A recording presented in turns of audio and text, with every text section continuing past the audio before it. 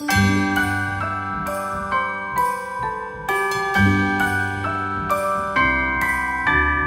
wonders of life got the prettiest side for everyone to enjoy.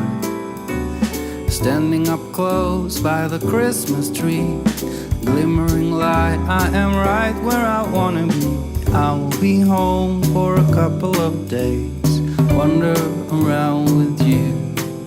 You and me in the cold, thought it'd never be true. Wherever I go, I got you. Oh, I have stopped running, there is no way trying. You better loosen your belt.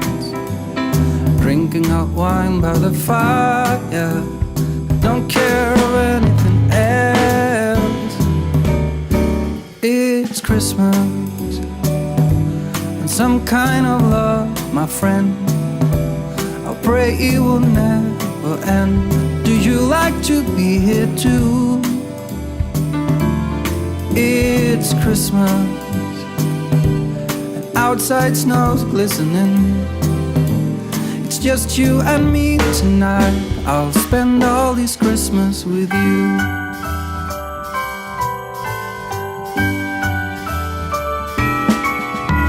Oh, it's such a charm, got you up in my arm. There's nobody at the door. You said I wish this will never be over. Darling, it's time for your present, come over here. Now it is time to get out in the snow, lighting a light with you. Choirs will sing and the joy bells will ring. Nobody loves you as much as I do. It's a wonderful feeling from floor to the ceiling. It is that time of the year, drinking hot wine by the fire. Here on our own, we got nothing to fear. It's Christmas and some kind of love, my friend. Pick up some candy canes and hang a wreath on your door. It's Christmas and outside snow's glistening. It's just you and me tonight. It's just you and me tonight. It's just you and me tonight. I'll spend all this Christmas with you.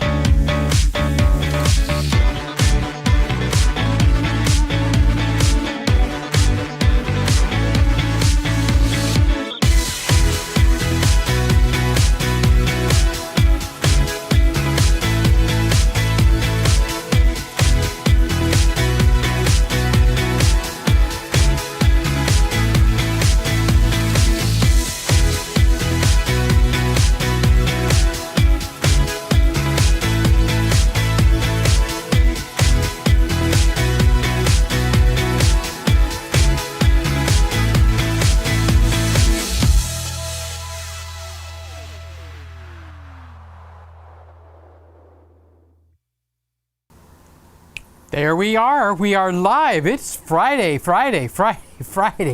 Welcome to the Christmas room, everybody. Who we got in here? Yeah, we got a few people in here. We got 2 thumbs up already. Wow, thank you so much.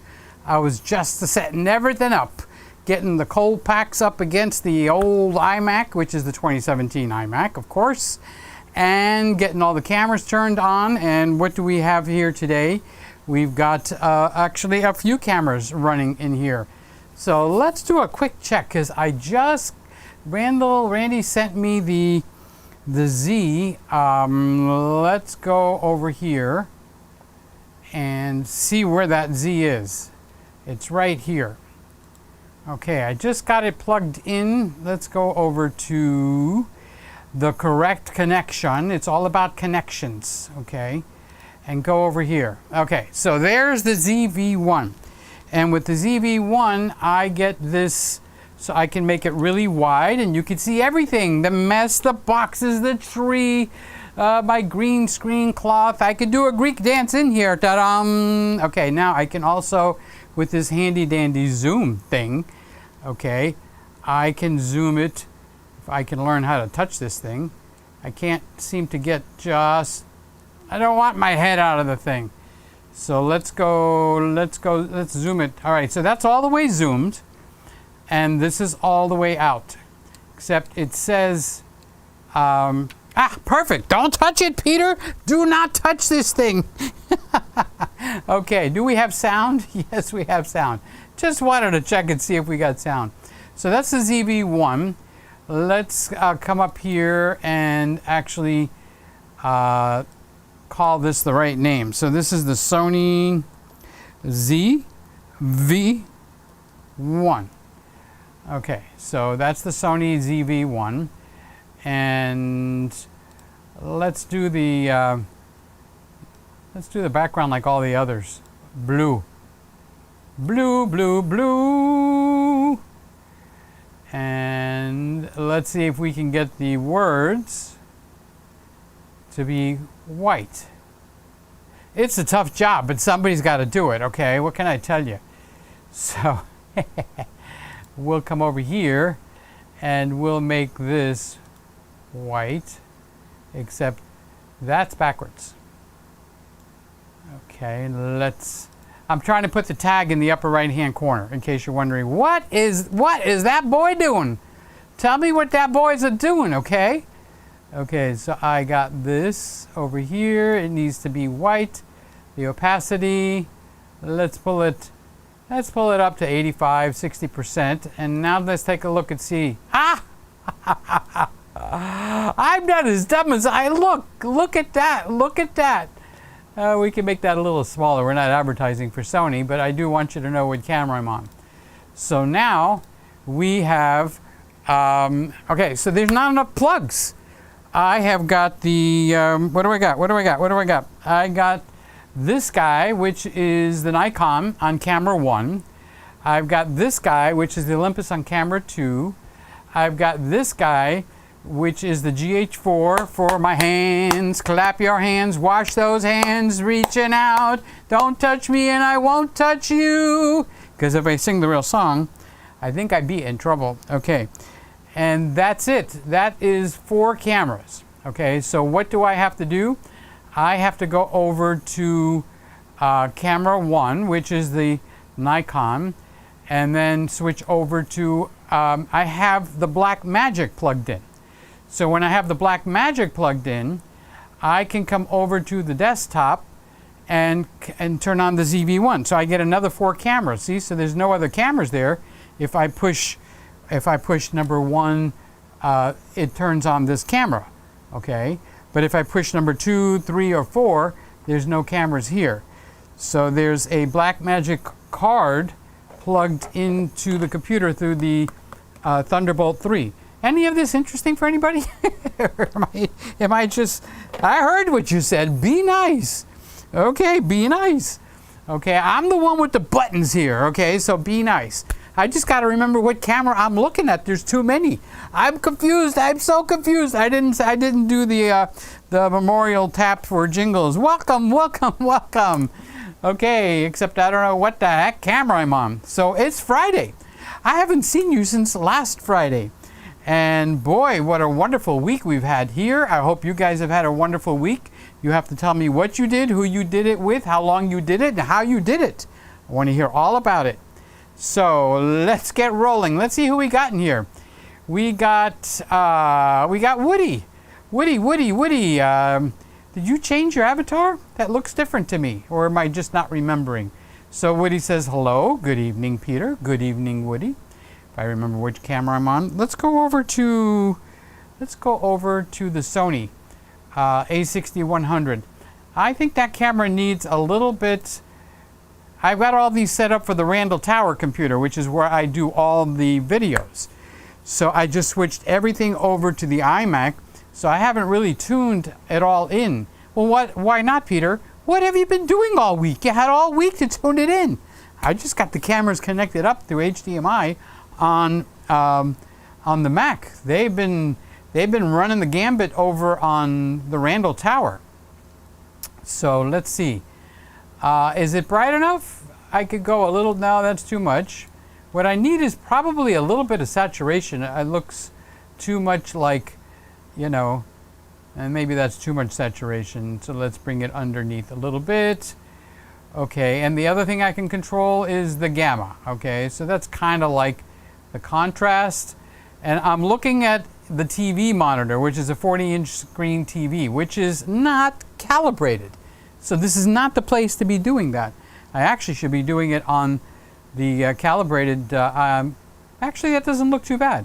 It looks like I could use a little bit more saturation. Okay, so I'll bump up the saturation just a hair, just a little bit, just a little bit. Okay, so we can always make changes. This is not written in stone. Don't get upset. And then I don't have a control for this one. Actually, I have to go over to here. Now this is not the Sony. I don't want that. I want, oh, I'm on the wrong, okay. I messed that up. Okay, so I need to be on that camera. Okay, so I believe that, let me point to it. Okay, so that's the right camera. So to get here, it's a little bit confusing because I'm used to working everything. I need to go over here. Okay, so now this is the Blackmagic ATM. And just by looking at this, I would say I could use a little correction here. For instance, I think I can bump up, make it a little brighter. Let's look over here. And maybe a little bit more saturation. Okay, so does that look fairly decent to everybody? Okay, so this focus is going to be a little bit different because I haven't played with the responsive and the locked on and all that stuff, which I'm sure you guys all know about, right? However, I can come from here and I can switch back over to the Nikon Z6, which this guy is calibrated. And of course, I can switch over to the trusty Olympus EM1 Mark II, which does very well. Okay. All that just to say hello. Golly gee whiz, Batman. Okay, so let's go over here to the Sony A6100. Okay, so this one's actually running on its battery. Okay, so the ZV-1 is actually plugged in to the wall through the USB. Randy, I don't know if you're in the room, but did you have one or two of those in there? I was only able to find one. So Randy sent me his Sony camera gear to play with for a week or two, or whatever he's going to allow. So I've got the lenses and stuff like that in operation. So should we get to the business at hand, which is you? You're the important part of this room. So we started with Woody. Hi, Woody. How you doing? All that just to get around to you to say hello. Boy, oh boy, what a long road. Oh, I was just asking if Randy was here, and lo and behold, Randy is right there. Hi, Randy. How you doing? What do we got going temperature-wise? 74 degrees. We're a little up. Oh, we are a little bit up on the... I got the fans on. I got all the right fans on. I got the ice stuff leaning up against the computer. So we'll see what happens. Let's tax this thing a little bit. Let's just do the gratitude thing. Okay, where I get to say thank you to you guys for the month of, what month are we in? September, for the contributions that come in. Usually it's the donation link underneath. the video that people have been using, but people have been mailing me stuff. Okay, so you'll see, actually Craig donated something and he wanted the saying up there. You were created to create. And he didn't want the dollar amount, I don't think, listed there, but he did want that up on the board. So I put it up there for him, and now we can continue. So Woody says, I made a new avatar. I noticed it. Thank you for telling me. So now I know that that thing is brand new. So while I'm checking, let me make sure all the other settings. Yeah, we're up to 4K. This is what I'm supposed to not be doing, is streaming in 4K, but it's family, number one. Number two, I like streaming in 4K. And number three, I'm doing it. And Randy has gotten it to the point where it's not bad, okay? So speaking of Craig, he's right here. It's Craig that made the donation, and he wanted that saying, you were created to create, to be listed up there.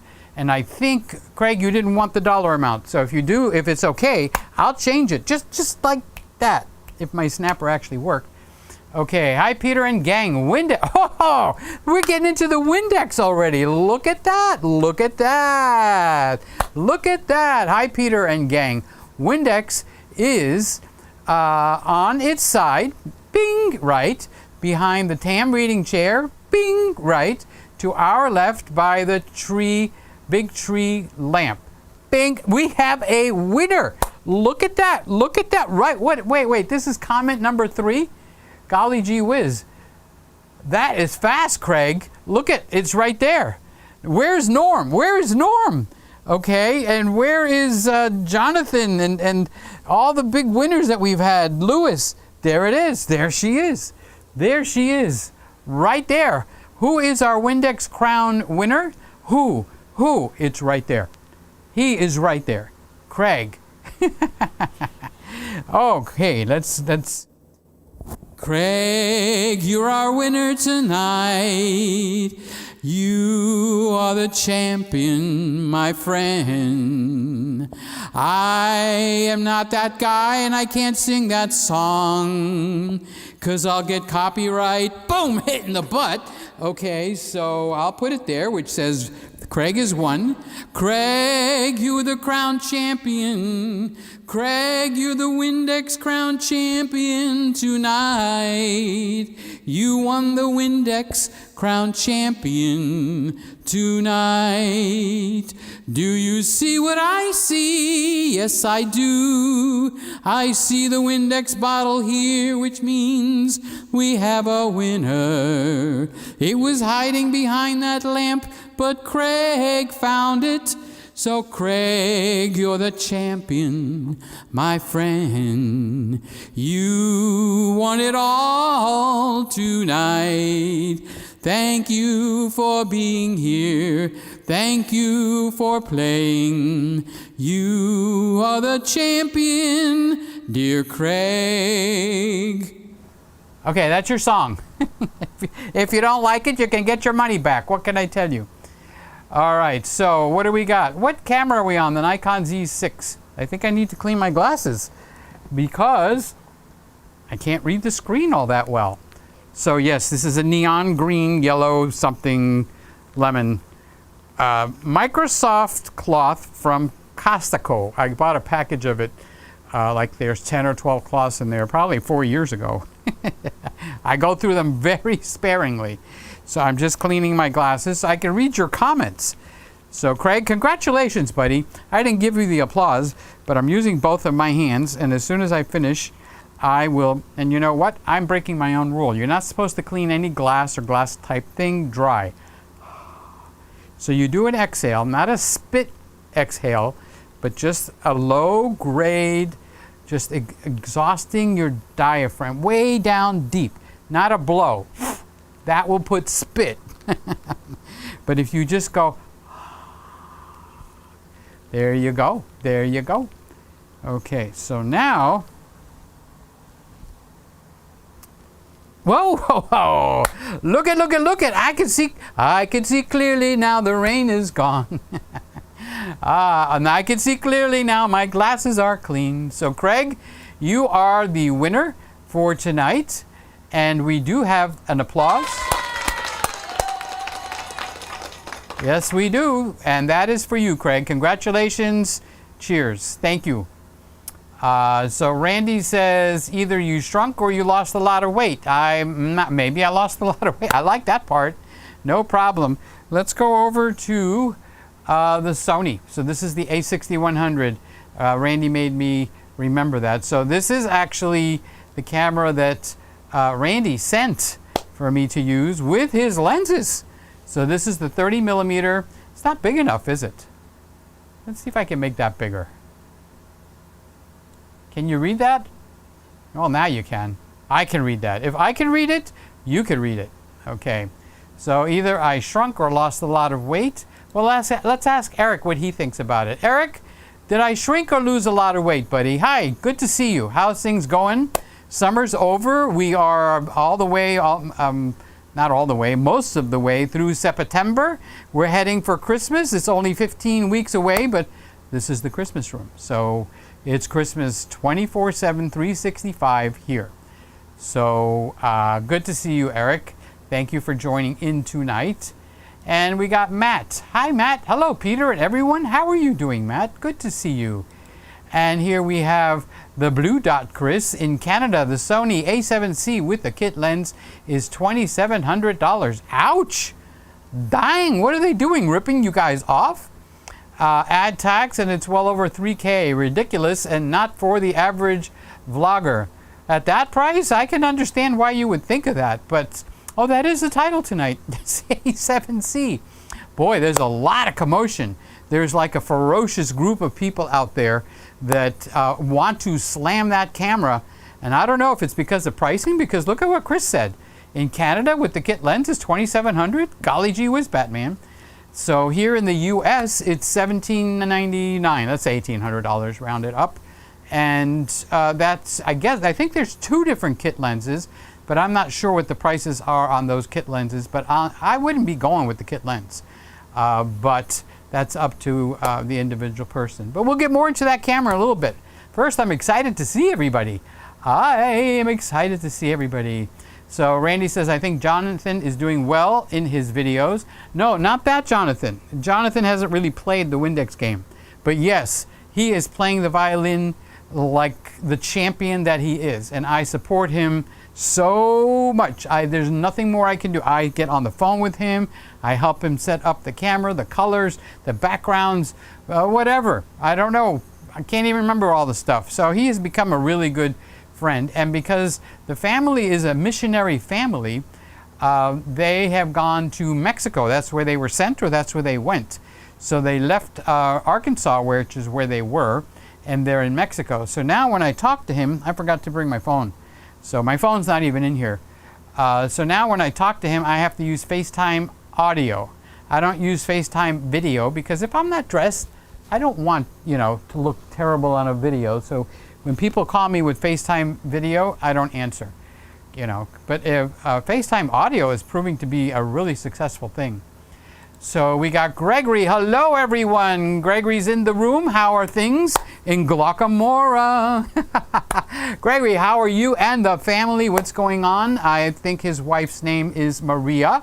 Yeah, his wife's name is Maria. If I say I think, then I will have a problem. Okay. And of course, the kids. How's everybody and the family and the kids? Matthew and Christina. It's good to see you guys in the room. Thank you for saying hi. Maybe you should put a picture. Okay. So I see a green face. A green face. So how are things up where you are? I think he's in the northern end, north of where I am. If I'm going to look at it on a map. So Canon 5D 3113. I like those numbers. Canon 5D3. So this is the Canon 5D Mark III. And he's got 113 of those. And he's saying, hi, Craig. So you got 113 5D Mark IIIs. You could sell a few and get the 5D. Get the R5. You know what? I ordered the R5 because I was like, Sony A7S Mark III, Canon R5. Sony A7S Mark III, Canon R5. Sony A7c Mark III, Canon R5. And I was worse than a kid. Okay, this is 1 week is for this camera and another. So I ordered the R5. I did. And I am not kidding. You guys are going to laugh. I have buyer's remorse. And the camera has not even been shipped. I don't know when I'm going to get it. Okay. So you go, Peter, what? Peter, what? What do you want? Why did you order the R5? Because I like the Canon A7s Mark III. That would be the #1 camera. There would be no contest whatsoever. Zero. Okay. If the camera was a 20 or a 24 megapixel camera. But a 12 megapixel camera, there's a lot of photography blood in me. Honestly speaking, there's a lot of, and I just can't see myself shooting with a 12 megapixel camera. It trims my wings because I like to crop, move in, catch somebody's face and make a nice picture out of it. Now, honestly, I don't need 45 megapixels, okay? 30, 35 would have been fine. So why didn't I buy the R6? Because the R6 is nice. I was going to say what I thought, but then I'm thinking, wait, somebody here might have the R6. So I don't want to insult anyone anywhere at any time. This is the Christmas room. I'm here to make you happy and make you glad with what you got, regardless of what your choice was. So if you took your credit card out and you plunked it down, okay, and bought something, I'm not going to be no raining on your parade. No. I'm not doing that. I don't rain on your parade. I'm here to make you happy. I don't rain on your parade. It's the Christmas room. Be happy. You can smile. You can laugh. You can just be joyous. You can watch my tree go round, but still do it happy. So anyway, the R6 is not for me. Okay? How about if we put it that way? But why, Peter? Why? Please tell us. Okay, I'll tell you. All right? It doesn't have any excitement to the camera. It's 20 megapixels. Okay. Okay, it does 4K, 30p. Okay. It does 4K 60p. Okay. Does it have the 120 for slow motion? I'm not sure. But it wasn't in my radar. Honestly, I would rather have the 90D. So, but I don't want the 90D. I want an upper level. So the only thing that's an upper level 90D is the Canon R5. And you go like, whoa, how do you hit us with that? It is. Okay, if I had, and I have, wait a minute, there's a 90D sitting right over here. Hello, how are you doing, 90D? I haven't seen you. I haven't even used you for a few days. This guy's getting ready to be shipped back. So I'm just disconnecting her up. Okay, so this is the 90D with a really, really cool lens. This is a Tamron 35mm 1.4. This lens, I don't know which other mounts it has, but I'd have to say, never mind the camera. Okay, let's hide the camera. This lens all by itself is an amazing lens at an amazing price point.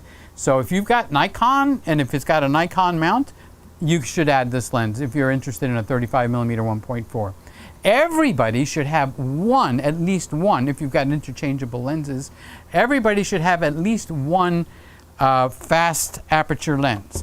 Now, if you don't have the ability to change lenses, that's okay. It's not a problem. It doesn't mean, I'm not putting everybody in one basket. That's why we've got 25 people in the room. We've got 50 different cameras.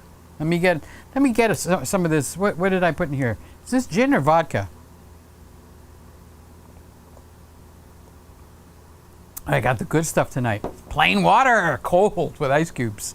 It's sweating. When the glasses sweat, especially a metal glass, oh my God, the water tastes so good. So anyway, who started all this? It was Canon 5D Mark III, Canon 5D3 113. And then Craig shoots him a hello right back. Do I know you? Because I don't recognize the name, Canon 5D3. Okay, so if you're someone that I do know, let me know. Okay, so Craig is saying hello. There's 2 batteries in the case for the ZV-1. Okay, so is there 2 cables? Because right now I have, where is that ZV-1? Where did I put that thing? Where did I put that ZV-1? Right here. You know what it needs? It needs a little bit of contrast. So I'm not going to do that now. I'm liable to mess things up. But honestly, you could run a whole cotton picking YouTube channel with one of the RX100s, because this is the newest one. It's called the ZV-1. But if you had the RX100 Mark 7, I think that's as high as they went up. Or the really good one is the RX100, what is it? The RX100 Mark 5, but then they put a Mark 5A. So if you've got the RX100, as a matter of fact, I think, Randy, you have one of those. But that is a good one. So look at that. And with this zoom, which I'm not going to play with it now because I got it set right finally, I can zoom this from here. And if I was not doing a live recording, or if I wasn't doing a live switching means all these cameras are connected to the computer, but I'm not streaming with it. I'm actually just recording it to the hard drive, which is not what's happening right now. Right now I'm actually streaming with it. So I've got 1, 2, 3, 4, 5 cameras connected. Okay, and the only way I can get 5 cameras connected is by using the Blackmagic ATM Mini, because with the Blackmagic ATM Mini plugged in with a USB cable, I'm able to pipe in another 4 computers. Okay, so how are the other computers getting into the how are the other cameras getting into the computer? I guess all these C words. There's too many of them. We got the Sony A7c. We got the cameras, the computers. It's like, oh, dear Lord. Okay, so the cameras are getting piped in to the computer through an external box. That's a Thunderbolt box, and it's got this. I knew it was around here somewhere. It's got this in it. I wonder how this camera does product photography. I can get the shine out. Yeah, look at that. If I lean in a lot, look at how the tree is getting out of focus back there. And that's from a little 1-inch sensor. Okay, there we go. All right, so that camera goes into a box, and that box is connected to my iMac with a Thunderbolt 3. Okay, and you could run a whole channel with this. Now you can't change lenses on this, but it does have the wonderful lens from the RX100 Mark 5A, which is the 1.88 lens, 1.8. So they did away with that lens, and it got a lot of people ticked off because they put in a 2.8 lens, but they give you more of a reach. But people that are going to work this camera, the ZV-1, you know, they want that 1.8 lens. So that's also on the Mark 5A. So so this guy gets the ability to use this remote control. Plus, you can screw the camera on here and use it kind of like as a selfie camera. Okay, and then you can zoom in and out. You can turn it around easily, like that. Then you can zoom in and out.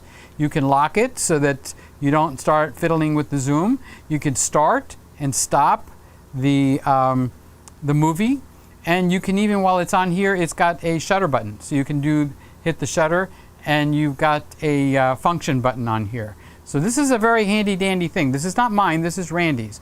And watch this. Watch this. Okay, watch my hands.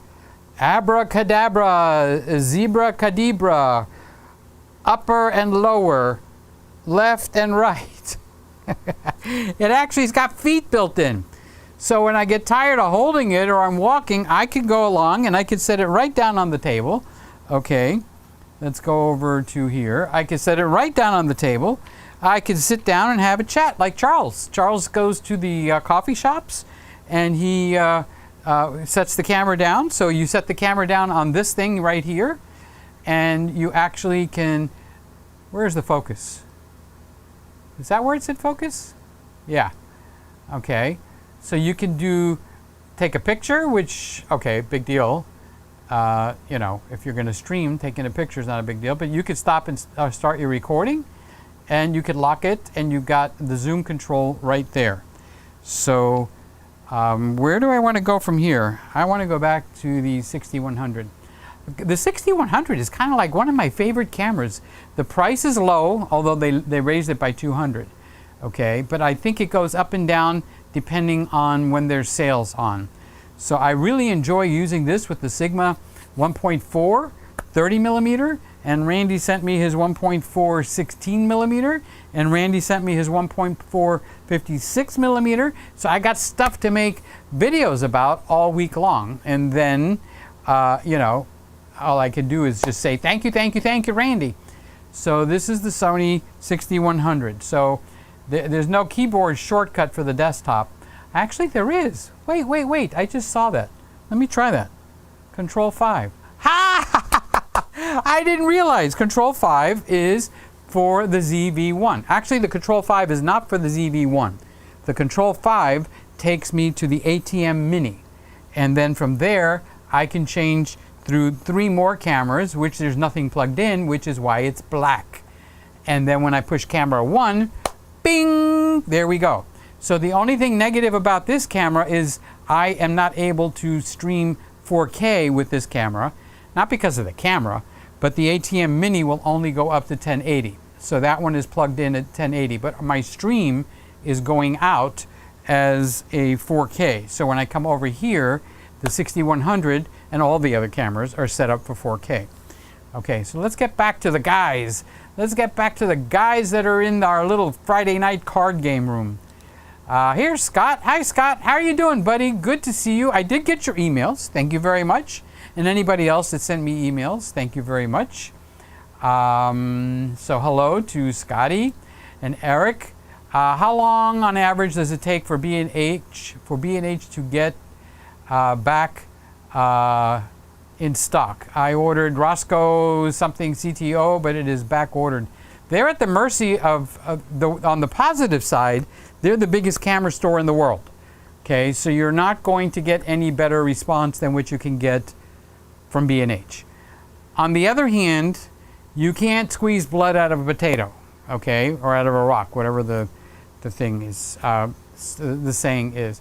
So if the company doesn't have any in stock to send it to B&H, you're going to wait. Like I ordered the Canon R5. How long am I going to wait? I have no idea. I didn't order it from B&H, okay? I ordered it from a mom and pop camera shop in Massachusetts, and I'm in Miami, okay? So, but I do have a relationship with the camera shop. So I called and I ordered it. I paid for it, so this way, you know, there's no fiddling around, and I know that I'm number 2 on the paid list. Okay, they got one other guy that paid, and they've got 23 people in line waiting for it, but have not put down a deposit. All right, so I need a lens. So I got a lens, but what I really need is the adapter. So I've got to find a good price, but there's no rush. I have no clue when the camera's coming, so I'm not eager to put more money on the credit card. All right, and the reason for the adapter is I'm 50 millimeter happy. So I got like 3 50 millimeter lenses here, and I want to put the 50 millimeter on it. So I'm actually ordered from a camera store in Washington, all the way on the other side of the world, or the country, I'm sorry. And I ordered the 35 millimeter 1.8 RF lens. So I'll have one lens that I will own for the RF system. And I'm not going to develop it, the RF line, until I am completely satisfied that that thing is going to do well, okay? It's the same thing I did with the Sony A7 Mark III. I ordered the 50 millimeter 1.4, the high-powered expensive lens, and I sold the camera and bought this guy. I bought the Z6, which is this one. So I changed the A7 III and bought the Z6. Okay, so I think the Sony A7c is probably, it would be my vote for camera of the year. Okay, so I see people bashing it and all that kind of stuff. But I kind of feel they're kind of like armchair quarterbacks, or it's a very personal thing. But if you look at what Sony did, it's absolutely, positively, totally amazing. They took a current camera. You go to B&H right now, okay, B&H Photo, and put in A7 Mark III, and the camera is sitting there listed for $19.99. And if you go to B&H Photo and you put in this one, this that I'm using right now, and the Z6 is sitting there and it's selling for $19.99. So Sony's, the reason I'm excited is Sony took a current camera, which I've never seen this before, okay, and they took all the stuff from that camera, they shrunk it because people have it in their heads that they want smaller cameras. I don't buy that, okay, but they wanted a smaller compact camera, and I saw Gerald Undone actually put the camera in his pocket, pants pocket, not cargo pants. No lens on there, okay, because then are you happy to see me? So, but just put the body cap on there. So it's a smaller configuration. Is the small configuration what I'm excited about? Not at all. I don't give a crap about the size of the cameras. I shoot with 1DXs. I had the D3X, big cameras. Those big cameras help to solidify stuff. But anyway, staying on target. So they took the A7 III and they put everything into it, into a small body. So that's supposed to be a big plus for a lot of people. People like small little bodies, okay? But what they also did when they moved it over, they didn't redesign the camera. Like, that's what I think people are upset. Why didn't they give us a baby A7S Mark III? That ain't gonna happen, okay? That's like La La Land type of thinking, all right? So they took the negative is they took one of the card slots out because of the size, because they made it so much smaller. The same size as what camera am I on here? Let me see. So this is the Nikon Z6. So this camera right here, okay. So this is the A60-100 from Sony. So just a little bit bigger from this, a little bit thicker, okay. There's all the goodies from the A7 Mark III. Now, in transferring the stuff from the A7 Mark III over to the A7C, so they upped the focus system. So it's got the newer focus system that's in the A7, it's A7 Mark IV, okay? So it's the A7S Mark IV is the highest focus system in Sony outside of the new A7S Mark III. Okay, so the S Mark III is not even on the street. You can't buy it, all right? But the A7R Mark IV is on the street, and that has the best focus system from Sony. So they took the focus system out of the A7S Mark IV, and they put it into the C, the new little one, okay? They took the flippy screen and put it into the little one. So that is a major, major change. They took that problem that every time you connect an external monitor and crap, you lose your face detection. They changed that. So they took and they refined the camera with a file all the way around. Did they up it to the new menu system? No. People are pissed about that. Too bad. Okay. But outside of the too bad, what they did is they took all the, if you were going to buy an A7S, I'm sorry, if you were going to buy the A7 Mark III for $19.99 or the A7R for $17.99, you'd be dumb to buy the A7 Mark III unless there was a driving purpose for that camera. So what would be a driving purpose? It's got a little bigger electronic viewfinder. So if you're always looking through the viewfinder, you might want the A7 Mark III. But most people don't need that. There's a big viewfinder called an LCD. Turn that on, take pictures. I did that at weddings. You can see so much better. You put your glasses on, okay? Now in certain situations, you want to look through the viewfinder. So it's remarkable that they would take a camera and actually fix the things that, that people complain about the most that they can fix without making a completely new camera. Put a new focus system, take the recording limit. The A7 III, I hated that. I bought my Ninja. Where is that thing? It's all the way over there. I can't reach it. I had to buy the Ninja so I can get rid of that recording. It's not the limit. Not in the A7C. So they did a great job, and they lowered the price. So what's wrong with that camera is it doesn't have a 2 years exposure where you can actually see them on sale sometimes. All right, but you got the newest and the greatest stuff. So because they lowered the price on that, and let's say all those complaints are valid, I want 2 card slots, I want the new menu system, I want this and I want that, okay? Well, this gives Sony the opportunity to make the A7 Mark IV, which is the upgrade to the camera that I would have, which is not announced. This is like vaporware, and it's not out there yet, but it's gonna come. So now they will take the A7 III, which is on the market for $2,000. They lowered it to $1,799. They took out the recording limit and all the stuff I just said. So that's remarkable. No one's ever done that. Imagine if Nikon, where are you, Nikon? Imagine if Nikon did that with this camera. They compacted it, okay? They took out that QXD card slot and put in a regular SD card slot. They put a flippy screen on it. They put an even better focusing system on it, and they lowered the price by $250. You would go, oh, wow, okay. So it's not warranted, all the complaints about the A7C. The A7C is totally, absolutely remarkable. And all those things that you miss, okay, that you would want and go like, why didn't they do this and why didn't do that? That's going to come in at a higher price when they upgrade the A7 III. And that camera will probably be $22.95. Okay, so now you'll have 2 cameras in place of 1. One that's going to be a little bit closer to the S3 that's coming out, but they're not going to give the S3 away for free. Okay, it's, you know, they probably will have the, 4K 60p in the Mark IV of the A7. All right, it'll probably have, what else? The flippy screen, dual card slots. I'm hoping the new menu system. So you'll have to look at what the high-end stuff is on the S3, all right, and then go with the, something less of that. So it's going to give them a wider range. They've actually lowered the price. They took out all the little bugs. They're not bugs. All the things that bug me, okay, not all of it, but most of it. And one more thing.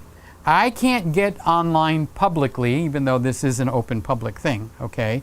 I can't get online, I can't make a video on the big channel and attack another YouTuber. I don't feel right about doing that. I think that's low-level personality. It's not mine, okay? But to show you how good the focus system is on the new A7C, you take Tony Northrup and his wife, Chelsea, very nice couple, okay? He's out there and he's focusing, and he can't get the camera to focus. So now you've got people, screaming, look, it doesn't focus, it doesn't work. Oh, it focuses perfectly. It focuses better than my A7 Mark III, all right? And anybody that works a camera, especially the Sony, the Canon, I don't know about the Nikon, I think maybe even the Nikon. If you accidentally, where is that camera? Okay, here's the 90D. Okay, so we got an LCD. Okay, so you're going to flip it, you're going to turn it, you're going to look at it, you're going to not break it. I've got these little doors open. Okay, so now I'm looking at it and I'm happily, vlogging. So I'm vlogging you. You look so good. You look so handsome today. Okay, so right now I'm going to vlog me. Okay, so this is like this. All right, so I'm going, hey, PeterGregg, Miami, Florida, live. Where am I? I'm in the Christmas room.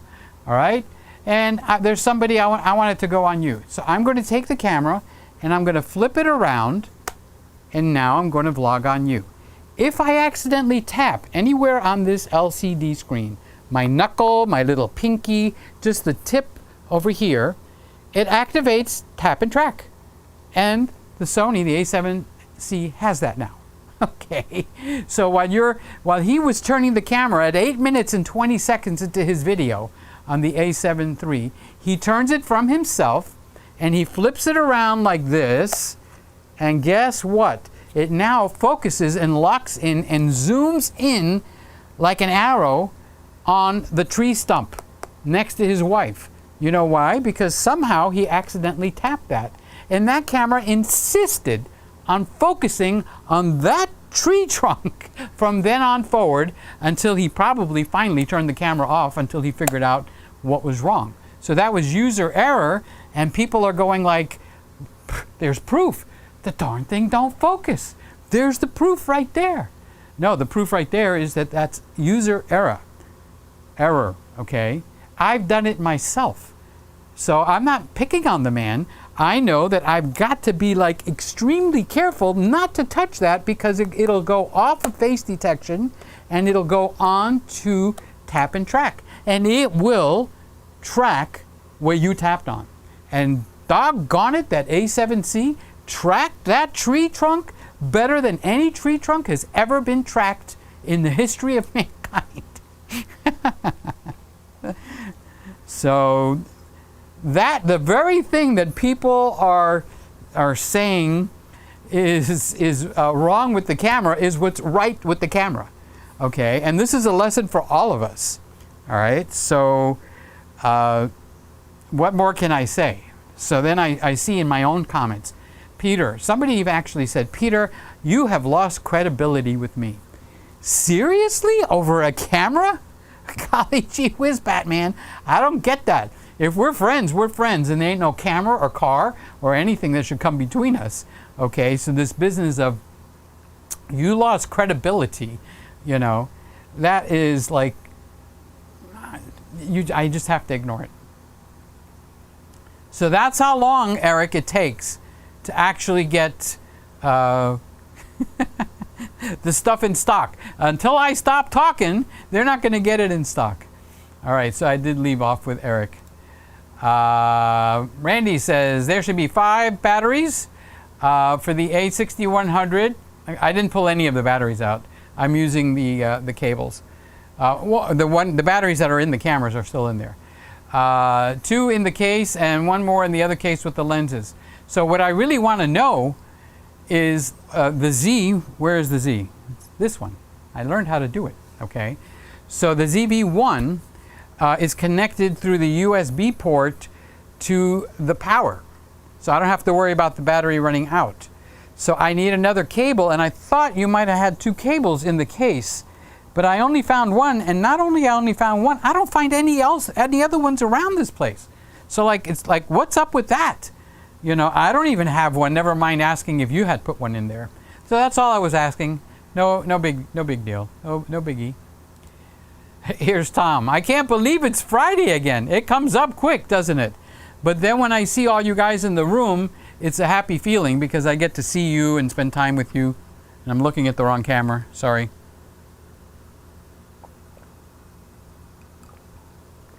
I like sweaty water. I've already said that though. Yes. Hi, Tom. How was your week? What happened? What did you do? Who did you do it with? How did you do it? How long did you do it? So welcome to the next Friday. You know when we're going to meet again? Next Friday, 10 p.m. God willing, of course. I might be gone, and if I'm gone, don't you be crying, okay? Because I'll be going to a different city. I got my bags packed. I'm ready to go. Scotty, you have the A61 dialed in and looking good. Okay, that's a good thing. You use that genius little circle device. I said circus, I meant circle, to make it even look better than the major networks. Boy, we are really climbing up now. Major networks. Golly gee whiz, Batman. So they actually have problems when they do this Zoom calls and stuff. The people that are supposed to be professionals in that market, a lot of times they don't look so good. You'd think they would know better. You know, if I was a model or if I was on TV, I'd be watching what the camera guy's doing. And then when I have to do it myself, I would mimic him. Excuse me. Greg says, thank you, Peter. Do you know why you can't take a turkey to church? No. Why, Craig? Because it uses foul language. That would be a good place to put my ah-ha-has in, and I did. Okay. So good one, Craig. Good one. Eric says, I had animal training for my work today. It felt long. But that's not what he said. I just kind of like did that Rodney Dangerfield thing. I had annual training for my work today. It felt long. Yeah. And many times you'll fall asleep.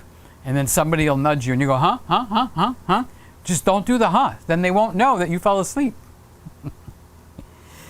Let's go over to the 6100. I like that camera. And this one is interesting because it made me realize if that was the only camera I had, I'd walk around, I could do vlogging, I could take pictures, I could do everything, and then I could put it on the tripod, which it's not even, I don't even have enough tripods. I have it on a light stand that's got one of those little screw-on things, so it's sitting on that. And I could run the whole Christmas room with just that one camera. So if people wanted to start a YouTube channel and they just wanted to plop down, you probably would get closer to the camera, because if you notice as I get closer, the background actually gets blurrier. So the ratio between the camera and me in the background is good, okay? But because this camera's got a 1-inch sensor, I need to go beyond good and make it better. But this is actually pretty good, what we got now, okay? So thank you, Eric.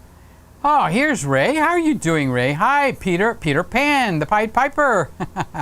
The A7c seems overpriced to me. Well, they lowered the price from $1,999 to $1,799. So you could cry foul, foul, because I can get the A7S Mark, I can get the A7 III cheaper. Well, when the A7c is out, okay, and about for a year or two, you're going to get those cheaper also. So it's not going to come out of the gate at the sale super low price that it'll be in 2 years. Okay, so what you get is you get all the things that are really darn annoying about the A7 III. Most of them are removed. Okay, so for instance, I didn't like the 30-minute limit. It actually cost me money because I had to buy that Ninja 5 so that I wouldn't be working with that 30-minute limit. I didn't like the fact that the same thing happens as with my Z6 that I have. I can see on all the other cameras here, the ZV-1, the 6100, the GH4, which is up in the corner, that's the hand cam, the EM1 Mark II, which is a 2016 camera. All of them, I can see they're all on. They're all operating. There's a flippy screen. It's far, I mean, I can't make I can see if I'm centered or not, okay, but I can't get right up and see it. It's too far from me. And the ZV-1, they all have flippy screens. This Nikon doesn't have a flippy screen, and the A7 III does not have a flippy screen. So they added that to the camera. They took out the recording limit. They put the new A7R Mark IV focusing system in the A7C. So where the A7 III, which didn't lose me very much to be honest with you, it was very solid, the A7C is better. And what else did they do? They did something, they did a few other things.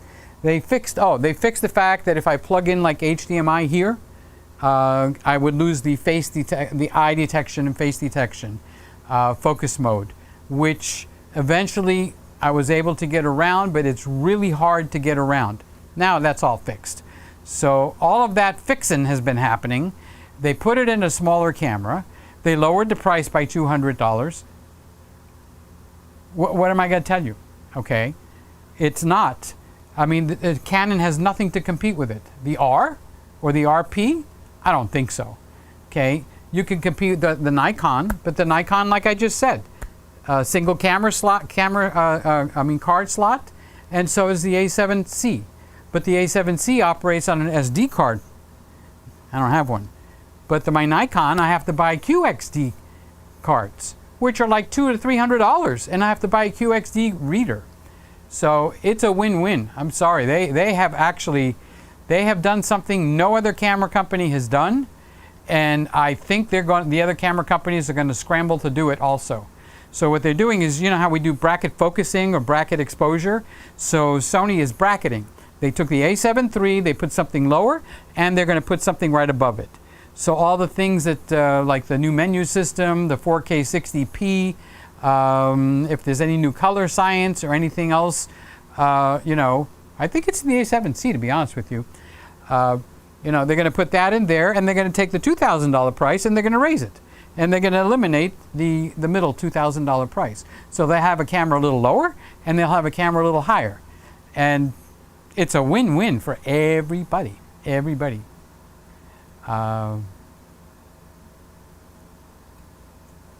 So Scotty says maybe at $14.99 it would be appealing, Raymond. Well, I agree with you, Scott. If that ding-dong camera was $14.99, I might not have ordered the R5. All right, because you know, it's just a little pushy towards me because I don't have Sony lenses. I wish I did.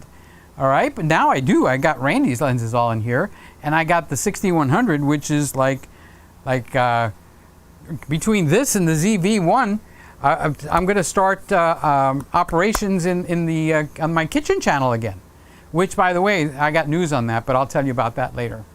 So, Chris is in here. Hi, Chris. How are you doing? What happens to a frog's car when it breaks down? What happens to a frog's car when it breaks down? Does it have anything to do with frog legs? Where do frog legs come from, Daddy? That's what the kids said when they were in the restaurant. Where do frog legs come from?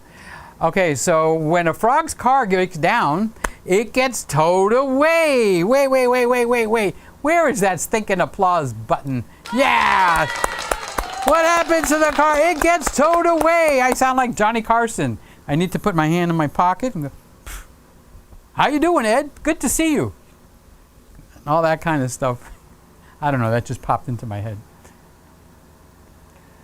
So, Ray is looking for a $14.99, a $1,500. You know something, Ray? You give it a year and a half, I bet you dollar to donuts, you are going to see that. You're going to see the $1,800 camera get put on sale, just like the 6100, A6100 that I'm looking at now. Okay? It is now $799 and $899. 2 or 3 months ago, okay, or weeks, it was $599. So come Christmas, guess what? It gets brought down on sale again. So they control the flow, the gates of this stuff with the prices. So while they can collect the $17.99, you know, they're going to collect it. So I couldn't even get anything for the R5 thrown in. Like Simon was able to get stuff thrown in when he bought his. Like, I wanted the adapter. Can I have the adapter? Yeah, if you pay us $100. Well, I don't have the camera. I got to put another $100 on my credit card. So, yeah, but that's not going to happen right now. It's brand new out of the gate, and they did something that no other camera company has done, and I really have to say that it's going to be good for all of us, because imagine seeing Canon has the R6, but they don't have something to compete with the A7C. So Canon has the upper level of that bracket that I was talking to you about, but they don't have anything on the lower level. And don't tell me about the R, okay? Because that R with the too many crippled things in that camera. Not that it's a bad camera, okay? But the biggest thing I have against the Canon R, just the regular plain R, is that bar that they put up there is actually dangerous. You actually have to, I had to shut it off when the camera was in here, because remember what Tony Northrup did with the knuckle touch, and it focused on that tree trunk for an hour? And you're going like, gosh, it's not focusing well. I just don't know what's wrong. I can't, maybe the focus system is not as good as in the A7 III. Wrong. Okay, you tapped with your knuckle on it. Okay, so what was I going to say? Oh, the Canon doesn't have the lower one. Okay, the smaller one. So they're missing. So Sony's going to beat them to the punch. At least the A7 III is still there. I don't like the fact it's got recording time limits. You know, these days a camera shouldn't have a 30-minute recording time limit. The camera that I just ordered, the R5, has got a ding-dong 30-minute recording time limit. Okay, well, can I live with that? While I'm plugged in here, okay, it won't have that, and it won't have the overheating problem. Okay, I'll just take the cards out of it, and I'll be able to go all night long. all night long. Okay, that's a song like that. Lionel Richie, I think. All right, so that is, I just saw whoever just gave a thumbs up. I saw it flash on the screen. So thank you. Thank you, thank you, thank you. So Chris. Chris is into the jokes tonight. Instead of the John, I call my toilet the gym. That way it sounds better when I say I'm going to the gym first thing every morning. Actually, that's a good one. It does that deserves an applause. All right, so here's my question, and I don't have the answer, so maybe some of you guys do. Why is it called the John? Because if it's a guy's name, and for the boys' bathroom, it's the John, and for the girls' bathroom, what is there a name? The Sally? You know, it makes much more sense. I like what Chris said. I'm going to the gym. Just woke up. I'm going to the gym. See you guys. I have to go to the gym. The more I think about that, Chris, it's kind of like building in my mind. I like it. I like the thought. Okay, let's have a posing lesson. When a guy sits down, if you're going to sit down and you're going to do your, let's say, YouTube video, okay? There's a number of ways to sit in that chair, okay? And this goes for posing, when you pose a person. So you could sit like this. Okay, so that's comfortable. So you tell the person, sit up, I'm going to take a, but it doesn't look good, okay? So you make them sit up, and they're still leaning back. So they're still looking down their nose at you, okay? So the proper way to pose a person in a chair, stand them up. Okay? Pull down their shirt. There's no wrinkles, shoulder. I'm not, examining my ironing techniques here. Now you see the very front of the chair right here? Maybe 4 to 5 inches. The butt needs to go right there, okay? The butt does not go back there. It goes right here. Actually make it uncomfortable if you're posing someone. So you tell them to sit down. They're probably going to sit down and their knees are going to touch the back. No, that's not right. Get up. They're going to be pissed at you, okay? So tell them, I want you to sit, but I want your butt right at the edge. Really, really edge, okay? Okay, so you do that. So what happens then, okay? So don't take pictures of guys with shorts on. You got something called man spreading. You know what that is, right? As a photographer, you need to know about this crap, all right? You don't get an excuse. So now, while they're sitting like this, you can control their body by telling them to take one or the other leg and put it under the chair. Okay, so what did that do?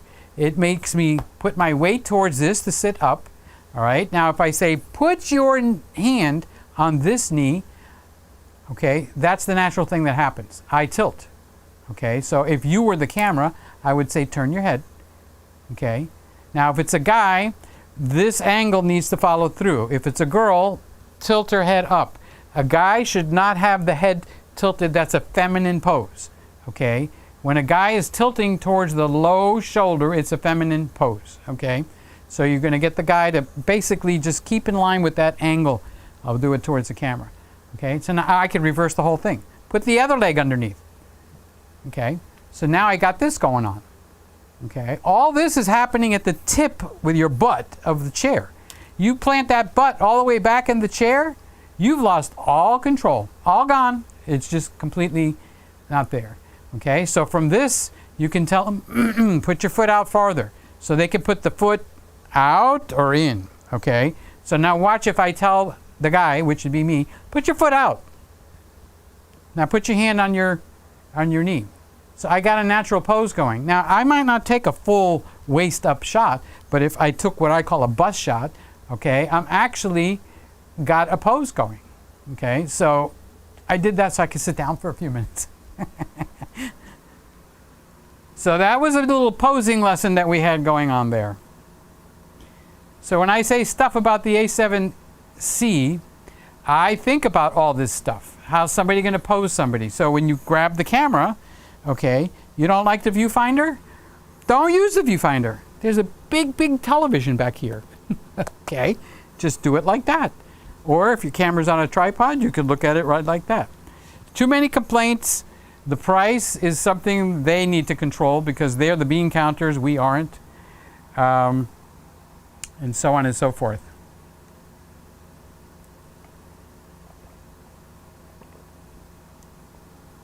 All right, I just came back from the gym. Thank you, Chris. Eric. What is Eric saying? Look at that big sentence. I am trying to learn about green screen work, both lighting and editing it. A friend of mine is doing promo videos with a green screen. He has the green screen, but no camera.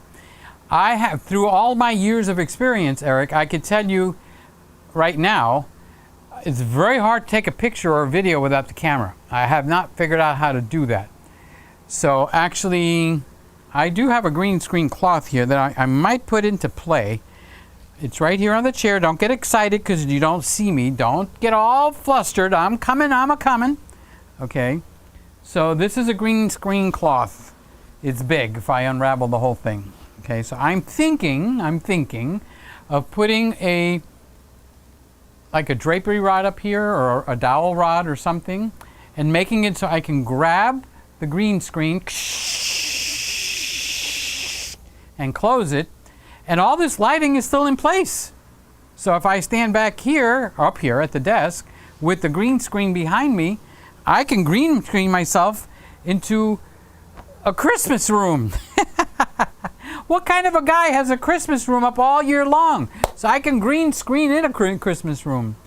So, but that'll allow me to do stuff on the other channel. I said I'm going to do something special, not super fast, so don't get all over me. But I changed the name of the channel of my other channel, Peter's Kitchen. Okay, not the big channel. Okay, not the PeterGregg Live channel, which is what we're watching. And I changed it to cooking with cameras, because everybody's cooking, but very few people are actually. I find myself purposely trying to flush out the camera part of the talk, because that's natural for me. I'm cooking and I want to say something like, "Let me change the camera angle," and then this, and I purposely catch myself. Okay, so I had. Have you guys ever heard of Tim Schmoyer? Tim Schmoyer is a YouTube guru that has videos. Then you've got Think Media, Daryl Eves. These guys are all in how to get your 100,000 subscribers in 36 hours or less.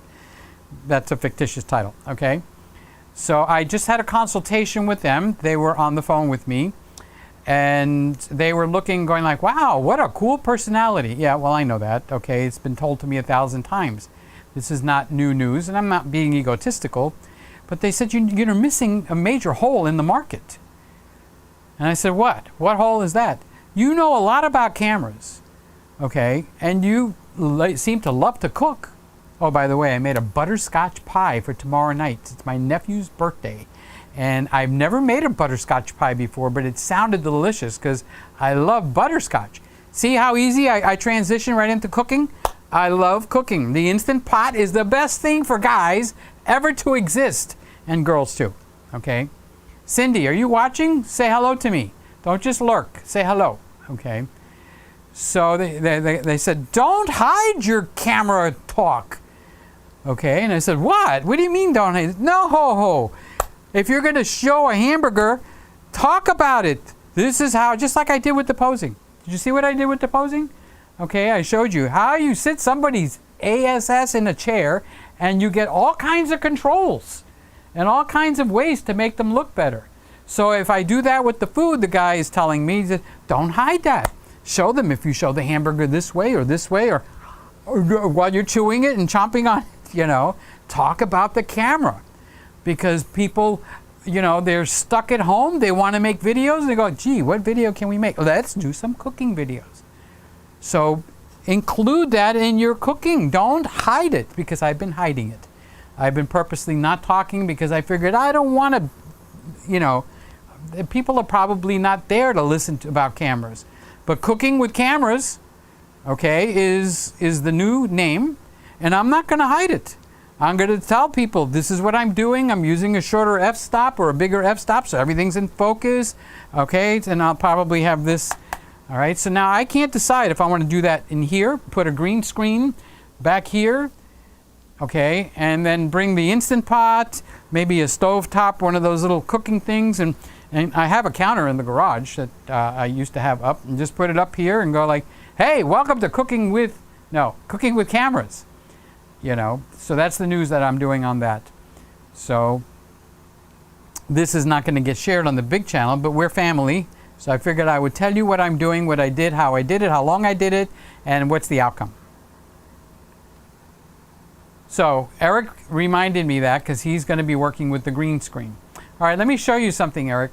I'm going to go and change and turn on what's called the live demo mode, which basically is going to show you my entire screen instead of just what the camera is showing you.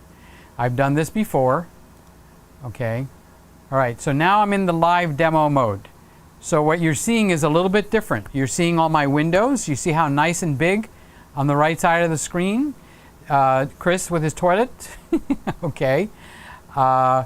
And I can actually read it because this is on a 40-inch monitor that's up against the wall.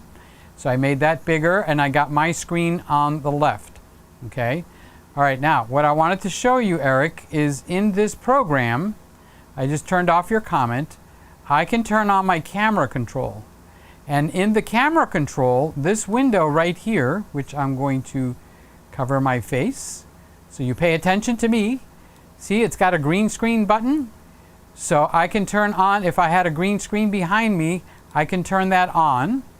All right, and then I can turn on the level control for the green screen. And see how it changes everything? It's trying to green screen something that's not a green screen, okay? And, or I can turn that on. And it's got where I can eyedropper on the backdrop, and it's all built into this program for me. So with this one program called Ecamm Live, the link is in the description below. No, I don't sell them, but there's an affiliate link, which means I think they give me $7 for people that sign up. So it's not, you know, anybody wants to donate money, there's a link for donation underneath the video. Okay, the affiliate links are there to help you get the right thing at the right place. Okay, so you can get this and try it for 14 days. You'll get a watermark. All right, and then make a decision if you want to continue with it or not. So they got two price levels, upper and lower. So the difference is the upper level allows you to record in 4K. So this same program, I'm actually live streaming with it right now. So the cameras are connected, and where is the signal going? It's going out, it's going to YouTube. So there's another choice where I can click record only. So instead of going out to YouTube, I would actually be recording and using this kind of like a studio. So I'd have the green screen, I'd have everything set up, and instead of going live, I would record it and then take that recording, which gets put onto the hard drive, take it into my NLE, which means my software. And in my case, I would use Final Cut Pro, and I would chop, edit, cut, music, all kinds of stuff, and put that in there. So I wanted to show you that. I want to show you again. So I hit the one icon, and it's got all this section right here has to deal with green screening and all the kinds of little things that you can do. So you can see you can blur the background, you can mask the edges. It's got all kinds of little helps for the green screen. So now I'm going to turn off the live demo mode, which is right down here. See, it's blue. So I'm going to turn that off, and it's going to return to just what the cameras are pumping out. So I wanted to share that with you in case that was helpful. So if you have Adobe Premiere Pro, DaVinci Resolve, Final Cut Pro, they also have little buttons to help you with the green screen. So here is Scotty, buyer's remorse. I think it was price remorse, not the actual camera.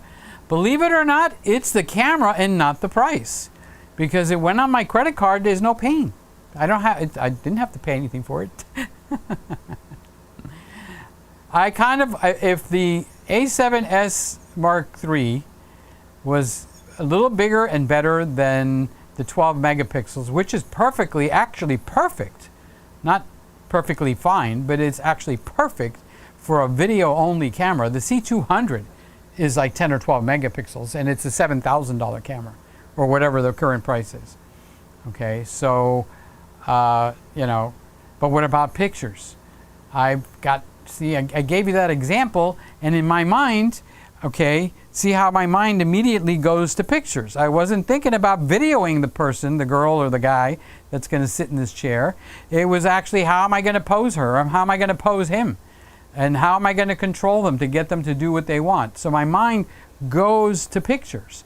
So when I shoot this picture, let's say I went to your house and we're friendly and I got my camera and you go, Peter, take a picture of my son. He's 14 years old and I can't get him to sit down and take a picture.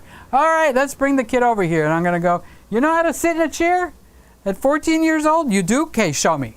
Show me how you know how to sit in a chair. I don't believe you can sit in a chair. So the kid's going to plop down. It's going to, okay? So I got to make friends with this kid. Okay, now the girl, the problem I would have with her is she's going to sit in the chair and she's pose happy.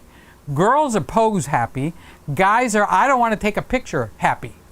Okay, so now an older person, let's say 20, 21 and older, will be more cooperative. So if you can handle the teenager, you can definitely handle the older person. So when I take the picture, I'm not going to be able to have a second chance to go back and take that picture. So I'm going to step back and I'm going to take a wider shot, even though I only want the girl or the guy's area like right in here. So I'm going to need to crop. So am I going to crop in camera? No, I'm not going to crop in camera. I'm going to make sure I got everything in my favor. I'm going to shoot that picture so that I can crop it, tilt it, move it, up it, down it. Okay, shoot it in RAW so I could change the white balance, everything in my favor. Because what am I going to do? Come back and go, you know, I screwed that up. Can I do it again? You know, so that's why a lot of this stuff, that's what bothers me about the Sony A7 III. So that's I forgot what I was going to say, but it was important. So Aaron is in the room. Hi, Aaron. How are you doing? Hi, friends. How are you doing with your new computer, sir? Keep that background in mind with the guitars and the LED lights. They actually are going to make a nice set for you because you're in that small apartment, right? So it's not like you've got the whole world to be setting up as a stage. You know, I keep thinking you're in England, but you're in New York. New York! You're in New York! So here's my favorite Ray in the whole wide world. Come to think of it, many companies offer overpriced cheap versions. That was a real cough. Many persons, you drink some water. I wasn't, you know how people cough like they're trying to say something like I'm 60 years old? That's not what I was doing. That was a real cough.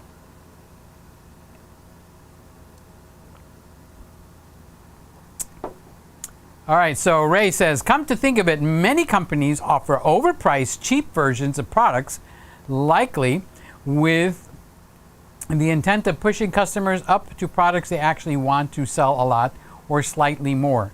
Ray, my good-looking brother Ray, just relax. Don't overthink things. I know you're observing. You're a very observant guy, okay? But companies like Samsung. I bought a washer, all right? So what Samsung does is they use the holiday calendar. And on the holidays, okay, Valentine's Day, President's Day, Memorial Day, July 4th, Father's Day, Labor Day, they drop the prices for that holiday, a little bracket of price. And then in between, they catch the guy that needs the washer, and he's going to pay the price. It's marketing. It's sales. That's just part of life. If you ran a company, you would go, that's a good deal. I did that myself for so long. Okay, every time I wanted to sell my flash diffuser, which is not even one handy for me to give you a commercial, okay, I would have a sale on a holiday. All right, now what about if it's not on the holiday? That person that needs it or comes across it's going to pay a higher price. That's just part of business. It's the business, strategies. So you've got to understand, when they came out with this camera at $17.99, that's the full price. If you need it and you want it and you're hot for it now, if you're hot for it now, talking guy talk, all right, you're going to pay. That's just the way it is. So now the A7 III has been out for 2 years. Now they need to kindle up sales. So what do they got to work with? We'll put it on sale. Duh. Okay. And then in between. So why is the camera at the A7 III now? Why is it $1999? When I know you could buy that camera for $1,700, $1,800 if you shop. Okay, so someone like you, that you're just not good looking, you got a thinker thinking in there, you're going to do some shopping. And you're going to find and break the price. And that's the way the world turns. Because I go to McDonald's, not very often, because I'm eating healthier, okay? And I'm seeing the most unhealthy people ordering the worst crap on that menu. And then when I go to the doctor, I see not the same person, but a similar person going like, I don't understand what's happening. Stop eating the crap food, okay? But it's just darn convenient. And where McDonald's used to be 69 cents, 59 cents for a hamburger or a cheeseburger, you go out of there now, you can't get out for 12 bucks. So it's marketing, dude. You can't be a consumer, okay, if you're a businessman. Where did you go? Ray, don't leave. Come back, please. Okay, there he is. Okay, so if you're in business, like I know you're a model, and I tease you and stuff like that, and I do think you're good looking and stuff, but what's your product? What is your product? It's this. That's your product. You're going to sell them this and a certain amount of time with this, and they're going to give you that. And who's in charge of marketing this? It's you. You are the only one that can register your prices, determine what kind of timing you're willing to give or not give. You are the marketer of your product. Same thing here with a better bounce card, my flash diffuser, okay? I set the price. I sell one or two at a lower price, but I want more dollars when I sell it. So I will sell 3 at a lower price than they could buy if they bought them individually. And the guy goes, that's a good deal. And it is. And that's how I work that good deal. Now, the guy that just comes in because he heard Ray say, you ought to get Peter's flash diffuser, it's great. Okay, so he's not going to shop, he's going to look, he's going to buy it. He's going to pay the higher price for the single unit. It's designed that way. And I'm not a con artist. I believe in giving value. But there's also just marketing strategies. You're doing it with the selling of yourself, okay? You're letting them take pictures of you. And you expect to have money in return. So it's all marketing. So the A7c that just came out, it's new. It's got much higher research and development. All of that's got to be written off in this tax year. And after this tax year, they reduced, the sales and they counterbalance it for the taxes and stuff. Then, over the course of whatever the lifespan of that camera is, they put in sales. But you only get that price during the sales time. So if you needed an A7 Mark III right now, and it's like, I got a photo shoot tomorrow. You tell me, Peter, what do you want, Ray? I got a photo shoot tomorrow. What camera should I get? Get the Z6. No, I kind of like the Sony. Well, get the A7 III. So you go over there, $19.99. You have a need. They have a price. The two of you meet. Okay? Now, did you know that Black Friday's coming up? It's only 15 weeks till Christmas, so what would it be? 12 or 13 weeks till Black Friday. So all of this is in there. And the companies know that. They got professional marketing people that are designed to weave all this stuff in and out. So I started to tell you about my washer. So I started to notice that Samsung works on a calendar from holiday to holiday. They drop it from $200 to $300 and $350 down for the washers and the dryers. And if your washer breaks in between and you need one now, you're going to pay the higher price. Okay? So that's how they work. They work from holiday to holiday to holiday. Okay? So I started to actually notice that, because our washer broke at the beginning of August. And you know what? There was no sales. We just finished with the July 4th sales. I wasn't shopping, so I looked at it and I'm going like, gosh, $1,200 for a washer just to wash my underwear? My underwear's not that dirty. throw it in the toilet and rinse it a few times. I'm just kidding. Okay, trying to keep it interesting. So then I saw it went on sale for Labor Day, $200 less. So it was like 800 and something. And I'm going like, oh, maybe I should buy it. So by the time I had a little meeting with my brother, because we live in the same house, the sale was over. So then I went back and I looked at some of the history, and the lowest prices are Black Friday and July 4th for the washing machines. Now, I don't think you're looking in the market for a washer, Ray, so I know this is not super interesting, but that's how they're working it. And actually, Samsung was one of the first people to operate on the major appliances by putting the sales. Okay?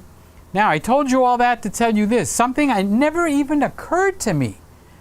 All right, so these washers I was willing to pay $700 to $850 for. Okay, so I'm getting ready to push the button, and you know, I've told you a few times, I'm a praying kind of guy. I said, God, is this the one I should get? You know, open the doors, let me know, you know, lead me here. So I did, Google has a thing where you put in the model number and you can click on shopping and they shop for you. So I was looking at that, and I told my brother, we're going to have to get a washer. I can't wash my clothes. And neither can you, by the way, you know.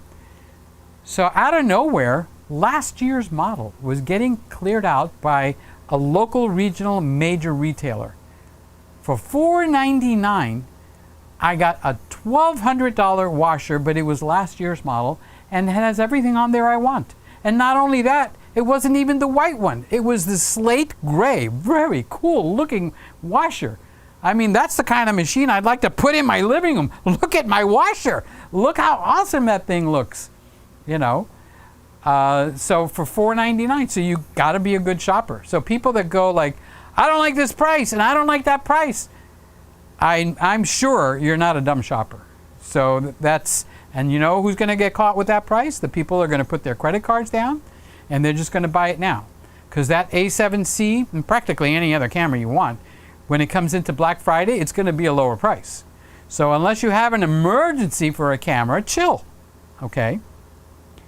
So I paid full price for the R5. Was I a smart shopper? No. I walked right into Canon's trap. Are they going to put it lower in November for Black Friday? If they don't put it lower, so they've got these new tricks going on. We don't put it lower, but we give you more junk. Okay, so they might have given me the camera and the adapter. All right, but I ordered it, and like, you know, Scotty says, I already have buyer's remorse. So where we did Ray, here we got Chris. Wouldn't you agree? Wouldn't you agree? Okay, that many of the features in the Sony A7c are old and not new at all. Not at all. What's with the old? What is it about the A7 III that's old? One thing. Give me one thing that's old. They've got the second newest color technology, and that's only because they just are introducing the new colors. Okay, so they've lowered the price, so you're not getting the new colors. They've got the old menus. Okay, but they got a new camera with that old menu, so it's not old anymore. That menu is still alive and well. It's in the A6600, A6100. Am I on that camera? Yep. The A6400, the ZV-1, which just came out, is a very hot selling camera. All have the same menus, and so does the A7C. What did I lose? The monitor on the A6600 went out, but I can still see it up on the screen. So I don't know if the battery died or what happened. But anyway, the menu is the same menu across the board. They only have one camera that has a new menu system, and that is $3,600. Okay, so there's nothing, you know, it's got the recording limit. So they had a choice. They could do a firmware update or come out with a new camera and have something to show for it.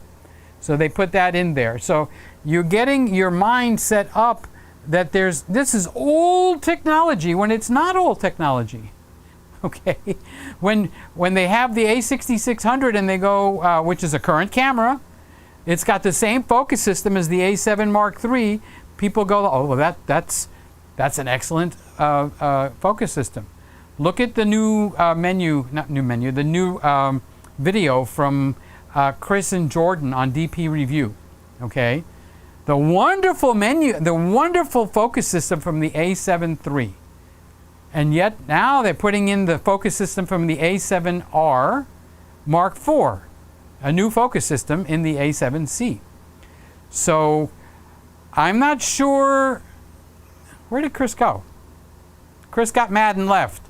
Oh no, he came back. Okay, so I'm not sure if you're riding the wind of the armchair quarterback people and you're letting yourself get moved. And another choice is you might think I deserve more from that camera, which means you're actually thinking about it, which is much better than riding the wind. Okay, because a lot of people came out and made videos that were not very friendly towards that camera. And yet that camera is actually doing something that, you know, if I could take one of my older cameras and can you please fix this and this and this and this? And they're going to say no. So they did exactly that. They took the A7 III that I had here for 2 years, which was the same as this guy here. Okay, so this is the Z6. And these cameras are all 2 years old. And yet they're right up there. Let's go over here. So this is the ZV-1. This is the new one. Okay, just came out. Same focus system. Same menu system. They took off the recording limits on this camera. And they made it smaller. So they did the same thing with the A7C. So the only thing I want to make sure is if you're looking at it and you're truly disappointed in it, yes, you can do that. Okay? But if you're looking at it and you're listening to Tony Northrup and you're listening to the other people and you're letting yourself ride their wave, okay? When I went for counseling when my dog was killed, it really messed me up, okay? He said, don't put your sail in somebody else's wind. So I'm saying the same thing to you. If you truly don't like what happened, and then you have a right to get up there and wail. But if you're being sold that bill of goods, don't allow that to happen. We've never had a camera company actually take a current company, a current model, take out the things that we object to the most, not every single one, but most of them, I'd have to say, and lower the price on top of it, and then people complain. That 1 and 1 does not add up to 2 for me. And if it does for you, that's fine. You have a right to think your own way and make your own complaints. Okay? But then I've seen people attack me personally for having my point of view. And that doesn't go anywhere in my book. I have the right to my own personal point of view, okay, without being called stupid. Okay? I just have a different point of view. So, wouldn't you agree that many of the features in the Sony A7 are old and not new at all? So I can't agree with you on that. However, I can see you, if you're frustrated, make that work. You can make that sentence work, okay? But you'd have to borrow on the $3,600 7S. I'm sorry, S3 camera to make that work. So at what point and at what price, you know, do you think that they're going to give us stuff? So I think they're going to have the quote-unquote newer technology in the A7 Mark IV, the new menu, probably double card slots, the flip-out screen, which we got now, probably 4K 60p, and stuff like that. Maybe not at the higher bit rates that you've got on the S3, on the A4, and it'll come in at probably $2,400. I can't really pick the price, but I don't think that it's going to be $2,000, and if it is, it's another bargain that they've got going. Oh, looking at the wrong camera. It's you. Okay, sorry. So here's Bob. How you doing, Bob? I'm tardy. I'm sorry. Don't worry. Just come in whenever you finished eating. I hope you had dessert. And if you did, I want to know what you had for dessert. Oh, I wanted to do the contest at 11 o'clock, and it's 11 something. So let's break here with Bob. Okay, he's got that nice avatar. and let's go over and do our contest. So you guys are the ones that's going to vote. So pay attention. Okay, if you got to get a paper and a pencil, every one of your votes is important to these people that have entered the contest. So let's take a look. I think I made it into a video. Where I put that video, I don't know. So let's see where it is. It would help if I actually remembered what I named it. Okay, all right, so I found it. So I will continue talking, but you're going to see the pictures of the that were sent in. And this time I didn't put the name. Like I didn't put Mark's entry number 1, Mark's entry number 12, although we were only allowed 3. Okay, so I will be talking and you will be watching the pictures, which I made into a little slideshow. And I have the pictures loaded into this software so I can bring them up individually also. So let's start on that. So sit up, get your cup of hot chocolate, get your cookies. You can't have a piece of my butterscotch pie because it's for my nephew's birthday for tomorrow. Otherwise I'd offer it. Okay, let's turn off the crawler on the bottom because that is saying thank you to everybody for the donations that they gave during the month of September, because I'm very grateful to what people have given. So I'm just going to turn them off for the moment. And then I'm going to run this and see what happens. We have entry number 1 here, ladies and gentlemen. Maybe I should get rid of myself at the bottom too. Okay. Entry number 1 is a black and white picture.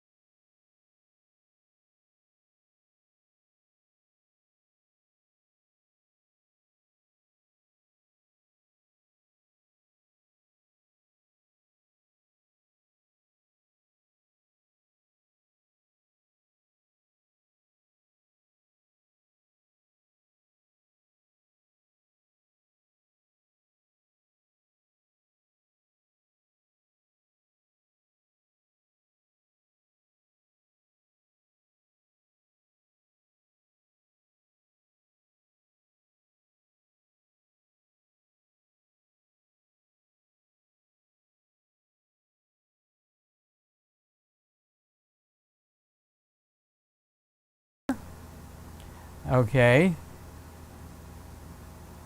So let's see. We have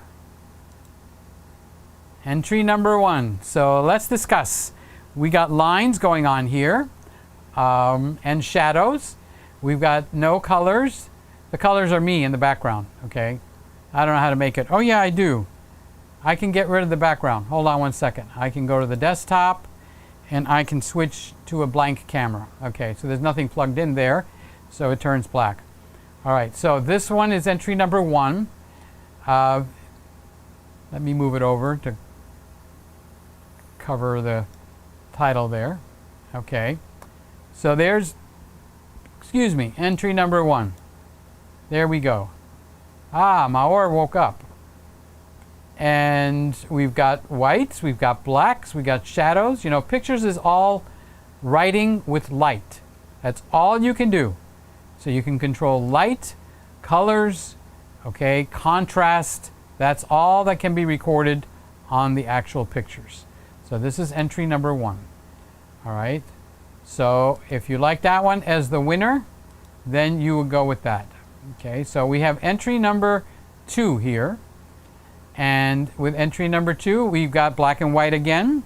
We've got shadows, okay, and we've got lines. We got a big buildings, many in the background.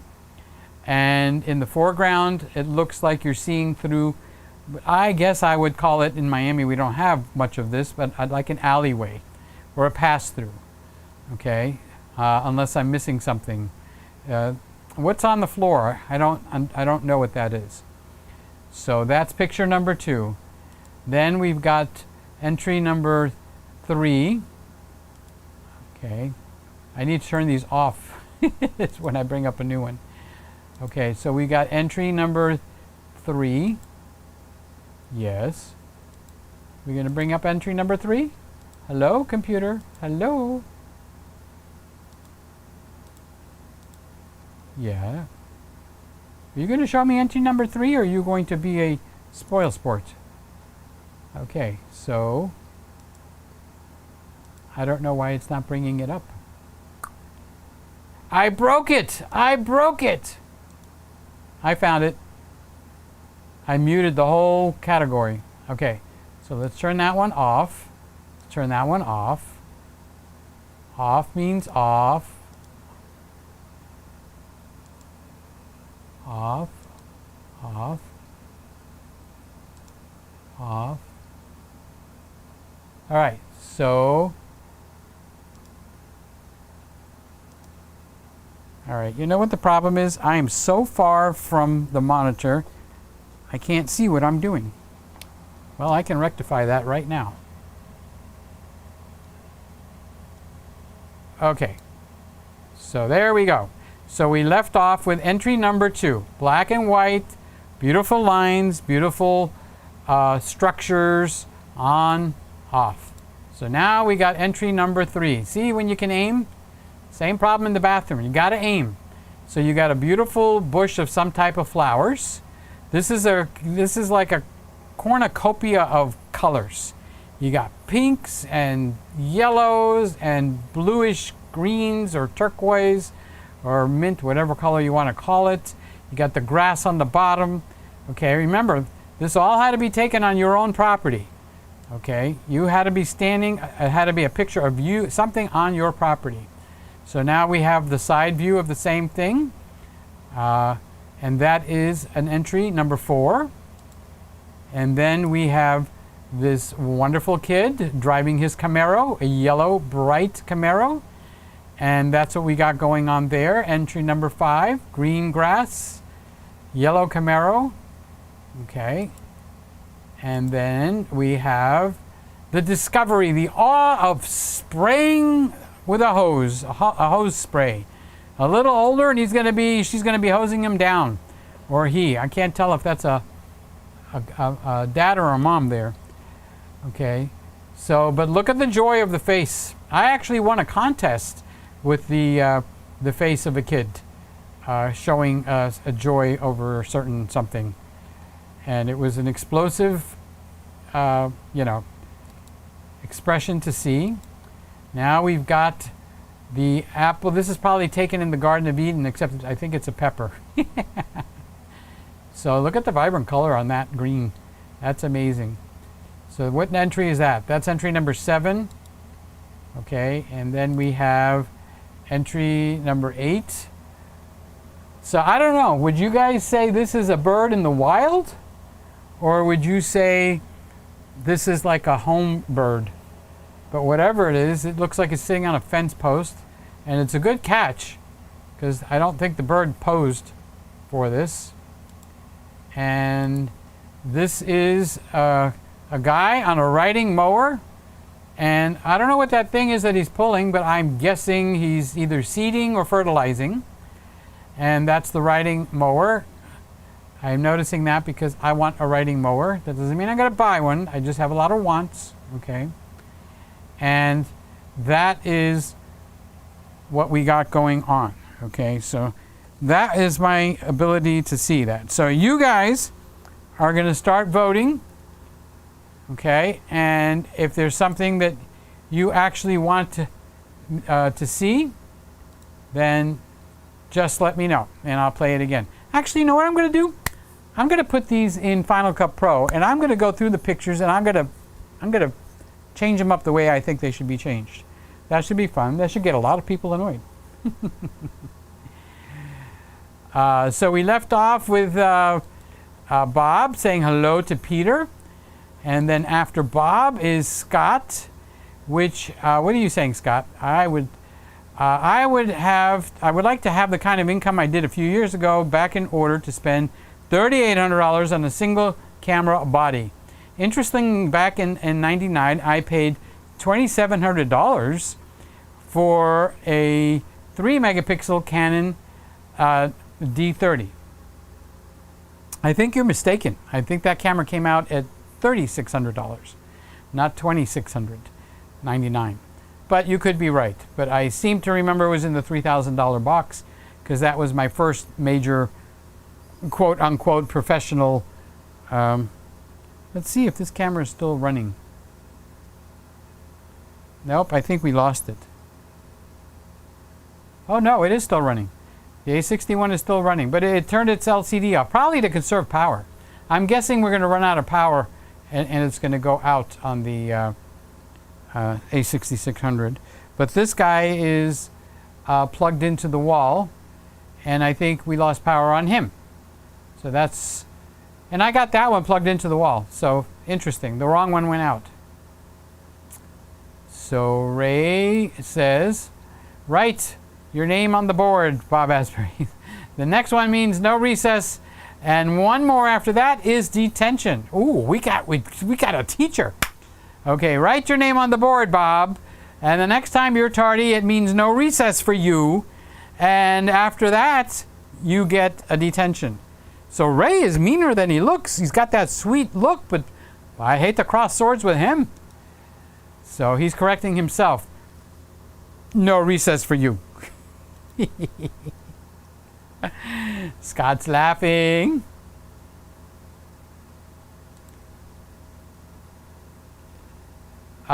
Chris is going, at what price point do you become disinterested in legitimately purchasing a camera? I would look at the lay of the land that way. Then I would look at the lay of the land that way. No, what I would do is, if it's basically an A7 III that's been shrunk down, how much is the A7 III? It's $2,000.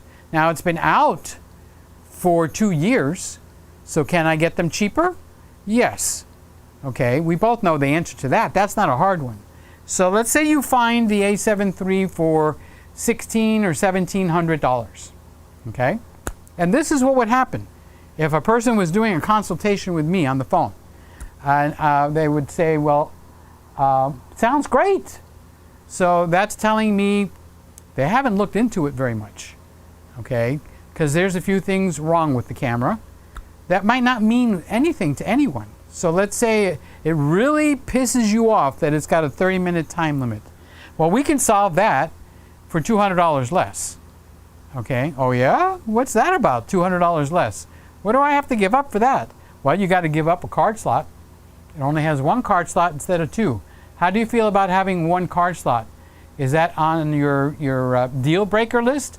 Yeah, I got to have 2 card slots. There's no way around it. Then you got to get the A7 III. Well, what else is out there? Well, we got the Sony Z6 in that same price range. Full frame, $1,999, $2,000. You can get the Fuji. The Fuji is another, it's $200 lower, but it's a crop sensor. It's 1.5, it's not a full frame sensor. It doesn't focus very well in video. Is video important to you? Oh yeah, video is very important because I take pictures, but I got in the back of my mind, I want to do a YouTube channel. Okay, so you're going to use this camera to do pictures and your YouTube channel. Do you make money with cameras right now? No, but I've been asked to take pictures here and there, and I think, with the way things are now, I think I might want to get into that. So then the pictures are important because, we could go to different types of cameras that have lower megapixels. So you kind of refine it. And if everything fits okay, then it's all right. Okay, so here's a good example. You kind of seem to be hung up, Chris, on the dating of the technology. This is a 4-year-old camera and about to be 5 years old. Yet they put a new firmware in here, and it's a flagship camera. So it's the EM1 Mark II, but there's an EM1 Mark III out now. Okay, so this camera is, I think, brand new, about $1,500. I'm trying to remember. and the EM1 Mark III I think is $1,600 or $1,700. So this is in a similar price range to the A7C. I think the A7C and the Mark III, somebody if you can look it up and let me know, okay? But I think they're within $100 of each other. But this camera is from 2016, okay? So it sounds like your biggest objection to this whole camera would be that it's a 2016 camera, okay? And for some reason, the camera should be penalized in price for that. And yet, it's selling for that price. And when I bought it, I didn't pay that price. So I'm a little bit in agreement with you, but not on the same wavelength. The reason I'm able to get this at a lower price is it's been out for 4 years. People want to get rid of stock that they have that hasn't been selling. There's all kinds of reasons for there to be a much more liquidity on this camera compared to the A7C, which nobody can control anything. Sony is completely in charge of the joystick. Okay? So there's no options on that. So on this one, I don't have 4K 60p because didn't have that in 2016. It's got the best image stabilization on the market, equal to, some people would say better than, the GH5 from Panasonic. They're both micro four thirds. They're not even a crop sensor. It's a micro four thirds, which is even smaller. But it's got the flippy screen. It's got dual card slots. They just, I think in November or December, no, October or November, they updated the firmware. 4 years old, and they updated the firmware. And they made the focus system work as good as all the rest of the guys. Is it the best? Probably not, but I never tested it. But I do know that I can turn it on, come here, set it, and forget it. Where I can't do that with the Fuji X-T4. So in my priority list, I needed something where the focus was going to be rock solid. So I can leave the screen or the frame. I can come out here and talk to you. I can actually go to the bathroom, go get a glass of water. As long as you can hear me, I'm not doing any of those. I am just making an interesting conversation. Okay. So does it have the newest technology in it?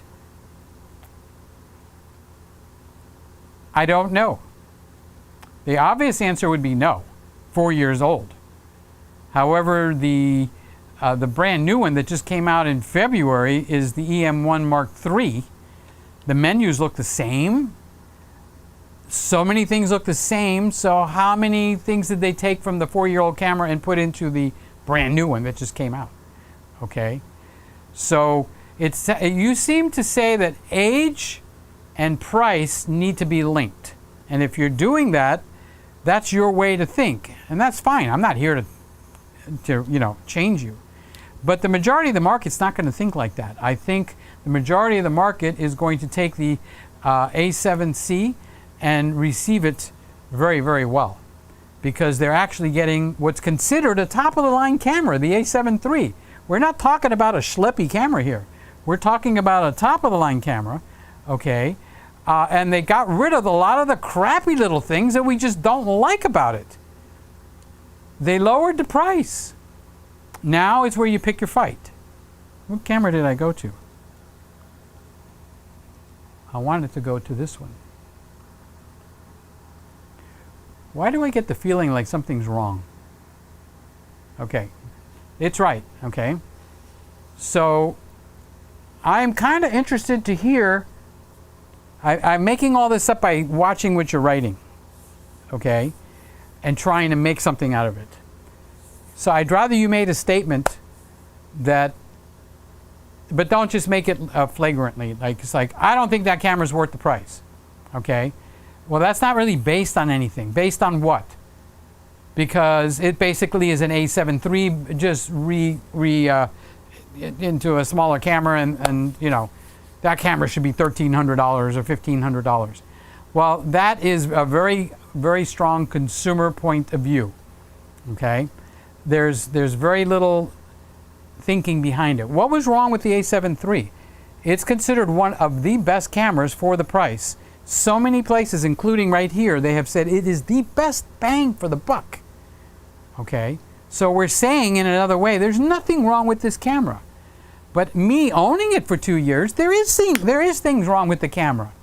It focuses very well, so that's not the problem. Okay, but Sony does have a newer focusing system than what's in the A7 III. So what is the newer focusing system? It's not the S3. The newer focusing system is the A7R Mark IV. Okay, and how much is that camera? That's in the $3,000 box. It's also got a high megapixel, that's the high megapixel count one.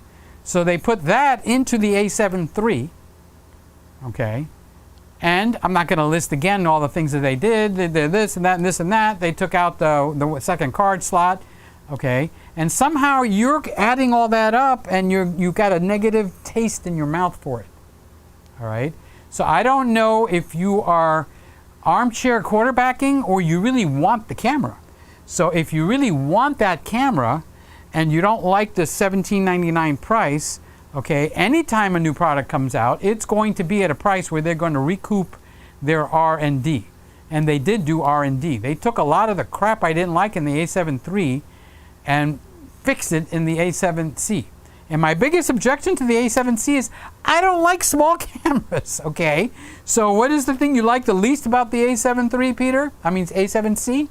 I don't like that they made it smaller. But they had to, because they're going to make an A7 IV. So how are they going to deal with that? Okay, the way they're going to deal with that is keep the A7 III rolling, fix the little quirks that's in there, and then come out with the A7 IV at a higher price. So it's a win-win for them, and it becomes a win-win for us unless you need to buy it right out of the gate. Okay, because you're not going to get a sale price right out of the gate. All right, when the new Rolls-Royce Cullinan came out, it's like, oh my God, I love that car. All right, but if I went in to buy it, they'd laugh my face off if I asked for a discount. Okay, so now when the car is 5, 6, 7 years old and it looks the same as the one that's coming out today, I might get a discount on that. No, I'm not buying a Rolls-Royce. Take it easy, okay? I'm giving analogies. So I am going to Scott. Scotty, Peter, I sent an email earlier, but I thought I would get the opinion of our group. Is the Canon SL3, oh, I didn't understand that too much. You meant the camera, all right. The Canon SL3 worth testing in something. Wouldn't work for me because Canon removed the center pin contact. Oh, on the hot shoe. I'm not aware of the fact that they removed the center pin contact.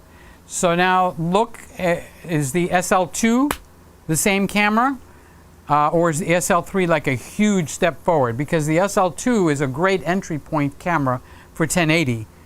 It's a good size, it's smaller, it does 1080 well, it's got dual pixel autofocus. So what is the SL3 doing, and why did they take out the center pin? What's up with that? Somebody sat there and said, take out the center pin on the flash contact? What the hell, you know? Are they trying to keep somebody from doing something? That doesn't make sense. I'm not arguing with you. I'm trying to think like, what is Canon thinking? What is up with that? So that's what I'm thinking. Okay. I'm considering the Olympus EM10 Mark III with 1442 because I can get it for a low price. Can you tell me what your take is on it, please? I would compare it, and I don't have anything on hand to tell you, but my first initial thoughts is I would compare it with what you can get for a used one of these. Something with 20 to 25,000 accusations, shutter counts, or less, okay? Because I paid $950 for this one, but it was brand spanking new, but it was gray market, meaning if something breaks, Olympus is going to really hassle me about fixing it, okay? So I saw these cameras go on sale, and the reason I'm picking on this camera is because this is a flagship camera, meaning it's got the best of everything that Olympus has. So now how this compares with the new one, and you not liking the fact that it's an older camera, that might rub you the wrong way, okay? So Olympus has good cameras. They got a great image stabilization. I just don't know enough about the EM10 Mark III to tell you about that, okay? So you're part of the family here, so I don't want to mislead you. So I would have to go and look it up, and I'm not going to do it right now because you're thinking, well, go look, go look. I'm not going to go look it up right now. Let me get the chair so I can start sitting down. At my age, at a certain age, you get tired quicker. What I used to do all night, now it takes me all night to do. So I have nothing negative to say about the Olympus. Okay. I'd have to ask you for the price, because the exact camera that you are griping about, if the Olympus is similar in pricing with the lens, I'd rather see you go into a full frame A7c. I'm guessing the Olympus is going to have a recording limit, which might not mean hill of beans to you. Okay. The Sony is just more progressed. So now if you're talking about a $900 camera and I'm talking about a $1,800 camera, okay, they don't match. Okay, let me take a quick look what it is. I'll go over to Safari. Let me take you with me. So let's go to the desktop. We want to be on the camera. I want to go to the desktop. I want to find Safari. My eyes are a little off tonight. It's hard for me to see this stuff. Browse with Safari. Let's go to BH Photo. Okay. See, now all this marketing, Chris, comes into play. It's going to be at the front of everybody's thing. They want to move the cameras out. It's going to get moved out at the full retail price without having to give little gadgets like an extra filter, an extra battery and stuff like that. That's part of marketing. Okay, so I forgot what the camera was. So it was Olympus. I think you said EM10 Mark III. So let's see what kind of prices are on this. $499. Okay, they're not even in the same league. Okay, so you got me. Is this the right one, Mark? It's got very high reviews.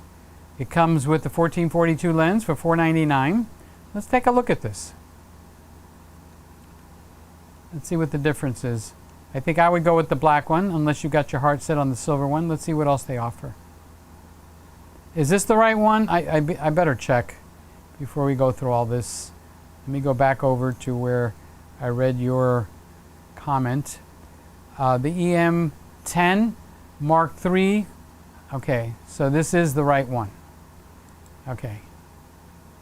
I didn't want to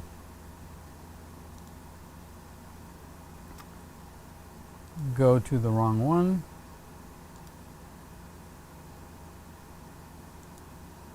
All right, how do I get back to where I was? Did I lose it?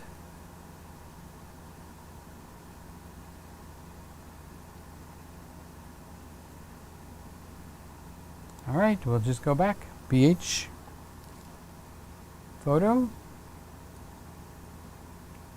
Go back to here.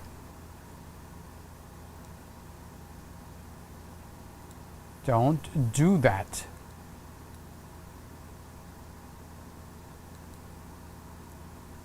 Okay, so let's look at the black one. I'd pick the black one, but that's your choice. Okay, so $499 is a great price. So let's see the specs. It's Micro Four Thirds. We know all this. Got JPEG and RAW, good. The depth is 12-bit. It's okay. And it's got the 5-axis sensor IBIS in it. Sensitivity is 200 to 2500, 4,000 to 60 seconds. The higher end cameras are 8,000, but this is a more entry level. Okay, it's got bulb, which is unusual, which is a good thing. Okay, the electronic shutter will go to 16,000th of a second. Okay, exposure modes, it's got your basic exposure modes, exposure compensation. It's got the wider range. It's not 3, it's at 5. The metering range is down from 2 to 20. 2 is a little weak, but that's okay. That's double dark of an average light is down to. You got the white balance, you got the automatic mode, and custom. All right, I'm going to guess that you're into some type of video. You do have your 30-minute time limit on here. Don't forget, we're still talking about a $500 camera, guys. Where can you get into a camera $500 with a lens? Okay, it's got the image stabilization. All right, so you got 4K at 23, 25, and 30 at 102 megabits per second, which is very good. It's the same thing as mine. My 4-year-old technology. I'm gonna pick on you. All right, so you got high definition at 23, 25. Okay, you got 60. Okay, so it doesn't have much in terms of slow motion. Okay, but you do have 60 frames per second, or 59.94p is 60p basically. So you have that. I'm sure they would not be stupid and put, I'm sure it would have the same focus system that's in my EM1 Mark II. So that should help you. That's a big plus, okay? So the only other thing that could be weak on this is BLS 50. So look on DP Review and see how many shots you can get with that and how much it costs to get a third party, because you're gonna, if it's low and you run out of juice a lot, then in that case it's going to be, oh, it was behind there. User error. Okay, so now we're back here. We're going to come back to me. There, IB. Okay. All right, we're still on the ZV-1.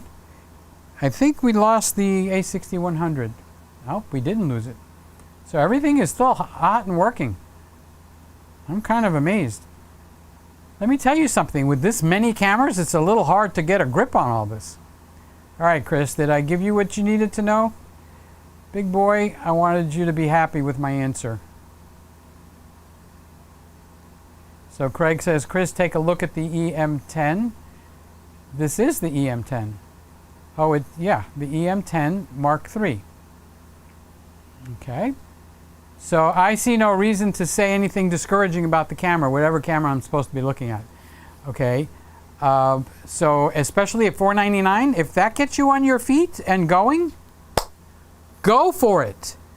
Okay. The most important thing is you were, what did Craig have me put down here?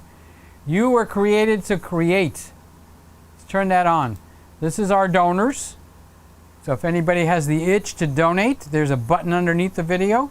You could give 1,000, a million is MILLION.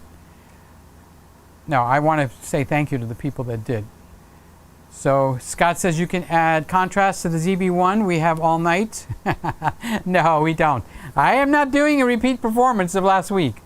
So I see you tried to slide that in. Okay, it's not going to work. All right, I'm not going to go to bed barely dragging myself into the bed. All right, we do not have all night. Right now, the 6100 looks much better than the ZV-1, is struggling with focus to me. I saw in there, Scott, where I can change. This needs to be, I think it's set to the highest responsiveness, meaning if I just do a little of this, it's not having trouble focusing. It's doing what I'm telling it. So what I really need to do is take and make it so it's not so responsive. Okay? And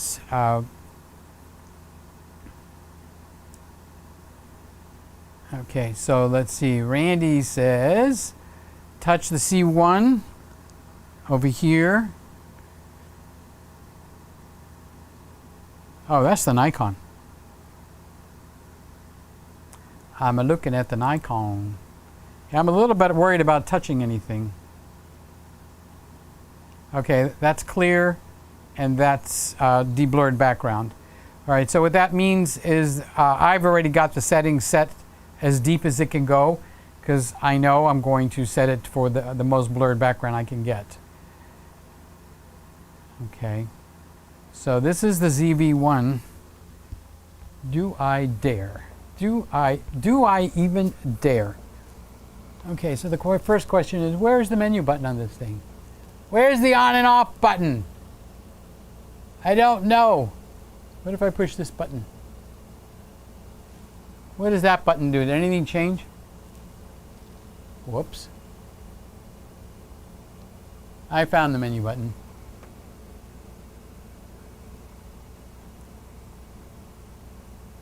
Okay, so let's see if I can go into and find the focusing crapola.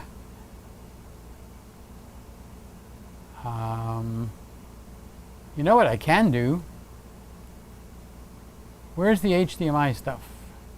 I'm talking out loud so you guys are not left out.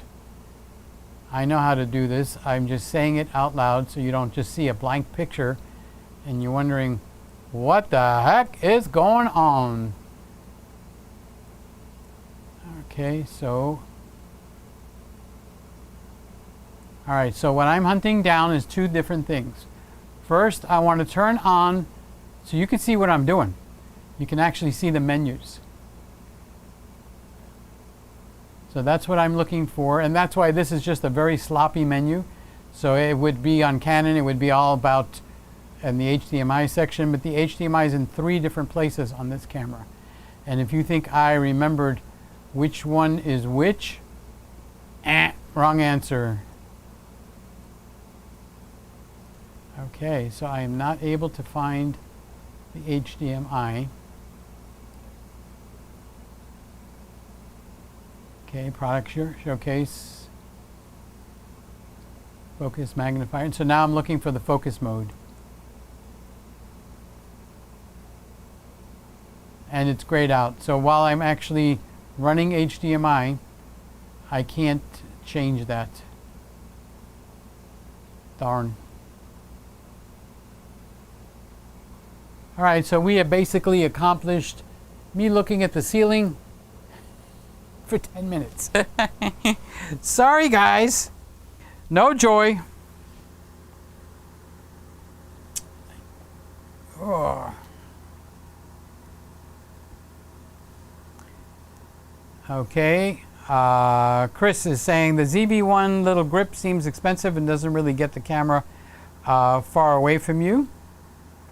I haven't walked around with that. I think the camera, I think one of the biggest things I saw, Chris, about this camera is people wanted it wider than a 24 millimeter. It should have gone down to like 20 millimeters because this camera has something else that's very unique. It has a gyro data feed, meaning it's, as it's recording the gyro information, and then after you can put it in your computer and it will go back and stabilize everything based on the gyro settings. Very, very nice feature. There's only 2 cameras that have it, and it doesn't seem to be in the A7c. That's one thing that I think that they should have put in there, since they're saying vlogging, blogging, blogging, you know, YouTube, YouTube. Well, why didn't they have the gyro thing in there? So that would be one thing that I would, if I were going to make a video on YouTube on the big channel, I would say, why? Why would they call it a vlogging camera and for YouTube, and they don't put the gyro in there so you can actually get really good image stabilized imaging? Okay. Chris says, despite not getting the little convenient things it does, why wouldn't a cheap selfie stick get the ZV-1 further back for a better angle? It probably would. Casey would probably use that. He would use his selfie stick before he would use that. Chris says, you're starting to convince me that the A7C may be a good camera for video. I just can't get over the almost $3,000 price tag in Canada, that's all. I wish it was cheaper. All right, let's examine that for a second. Okay, so it's $1,800 here without a lens. But I think with the lens, I want to say it's $2,100. So would you say the Canadian price at, what did you say, $2,700 is in line? Or are they screwing the Canadian price and jacking it up and messing things up? I can't answer that. Simon, at Ordinary Filmmaker, who is in Canada, if you don't know his channel, you might want to question him on the pricing of that, because you know, everything over there is more expensive than it is here because of the currency differences. So, but every once in a while, okay, they do put in the wrong pricing for different countries to screw the country over. For instance, I forgot what camera it was, but the UK was charging significantly more for a certain camera than everybody else, you know, and so that was like handicapping them for, you know, in the wrong way. So here's Sly.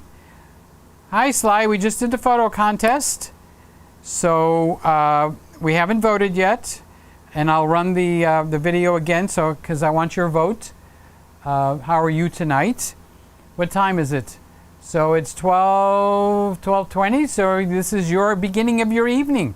I don't know what time zone you're in, but thank you for coming in. Thank you, thank you, thank you.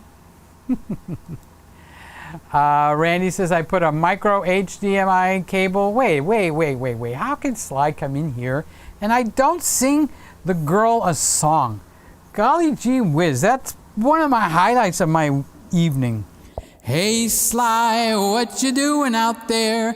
3 floors below me, you don't even know me, I love you. Okay, what's that song? Knock 3 times on the ceiling if you want me. Twice on the pipe, boom, boom. That's the song I was singing. So Sly, welcome to Friday night. Are you gonna have a good weekend? Or are you busy working? I hope you're feeling good. I'm so glad to see you. Thanks for coming in. You are not only my, but everyone's Sly. All right, there's your song, Sly. There we go. Okay. Randy, where's the Randy? There's my friend Randy. I put a micro HDMI cable that you were using on the 6100 and a micro HDMI converter that needs, oh, is that what this is?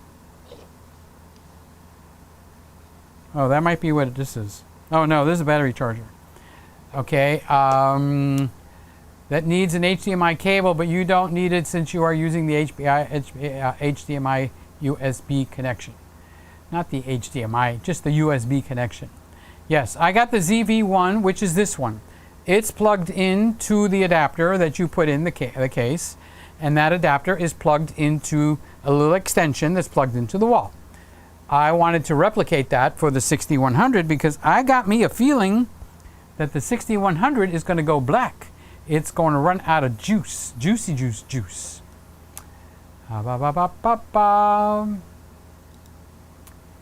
Craig, can you press the bokeh button on the bokeh on the top right corner of the Z1 to see how it blurs the Christmas room background? I did. It doesn't. And the reason that it doesn't is because I have it set to manual and it's already down to the lowest f-stop because I don't want it going up. But I can press that button, and as Randy said, the C1 button on here is that button. So it's going to switch over to clear. Okay, so that's the defocus mode. I'm on the wrong camera. Okay, so let's go to the ZV-1.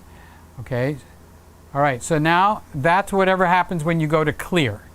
Okay, and this is the defocus. So if you touch yours twice, when it goes to clear, it'll darken your image, and when you go to defocus, it's going to brighten your image. So that's what you're watching happen when I do that here, if I would stop bouncing this around like a rubber ball. Okay, so the defocus mode, what it does is it switches everything in the camera to actually go to the lowest f-stop, will drop in the ND filter, it'll do everything in its power. Okay, it's not doing magical software stuff. I thought maybe it did, but it's not. Okay, so it's actually, I set the camera up to do that. So if I actually get, I don't want to move this thing. if I actually get in a little closer, like if I step in front, all right, and it focuses on me, all right, now the camera, all right, so now the camera is, I'm touching it. See? I'm shaking it, okay? So I'm touching the camera. So if I actually had this little thing on there, all right, so I'm at where it would be, except I'm not at the widest setting, and I don't want to change the zoom, okay? I don't want to change the zoom on that. All right, so now if you were sitting at your desk, I would be sitting where this desk is so that I can get back a little bit, okay? So let me move this a little bit this way, all right, so that I can back up, all right? So if I was like here and I was doing something from, let's say, the living room, the dining room, or the bedroom, I can basically get a defocused background, okay? And you can too. So now let me see if I can put this back. Get my head out of the picture. It needs to be kind of like that, I think. All right, so now I moved away from the camera quite a bit. So now when it goes to defocus, you know, the ratios are much closer to 50-50. This is pretty much right here, 50-50. So the same distance from you to the tree, okay? But I'm way too far away from the desk. I take 1, 2, 3 good steps to get back up to the desk.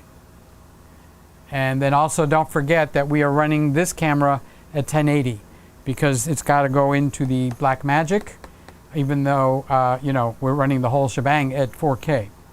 So we got that going on also. So the only way to blur the background is for me to get my butt closer to the camera because I am zoomed a little bit, okay? I'm going to take one more look. I was sure I could turn on the HDMI info. And I can't believe that I can't, because then you'll be able to see the eye stuff going on. And that is very nice, because I was watching that. All right, menu 1, menu 3, menu 2, 2, 3, 4. That's the memory, menu 5.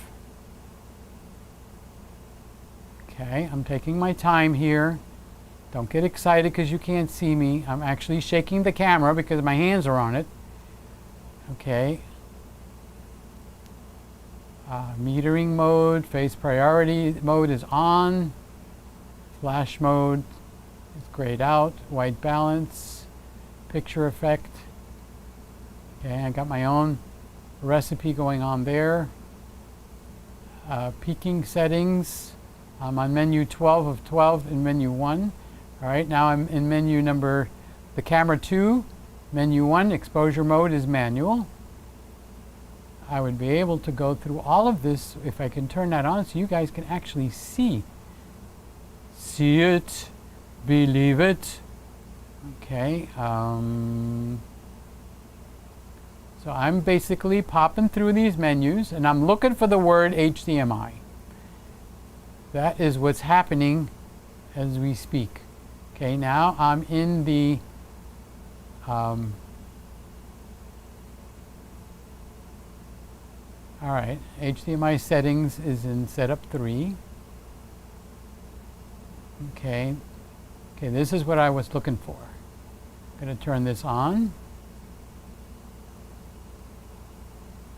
Okay, now I'm going to try to come out of this mode. And that's what I wanted.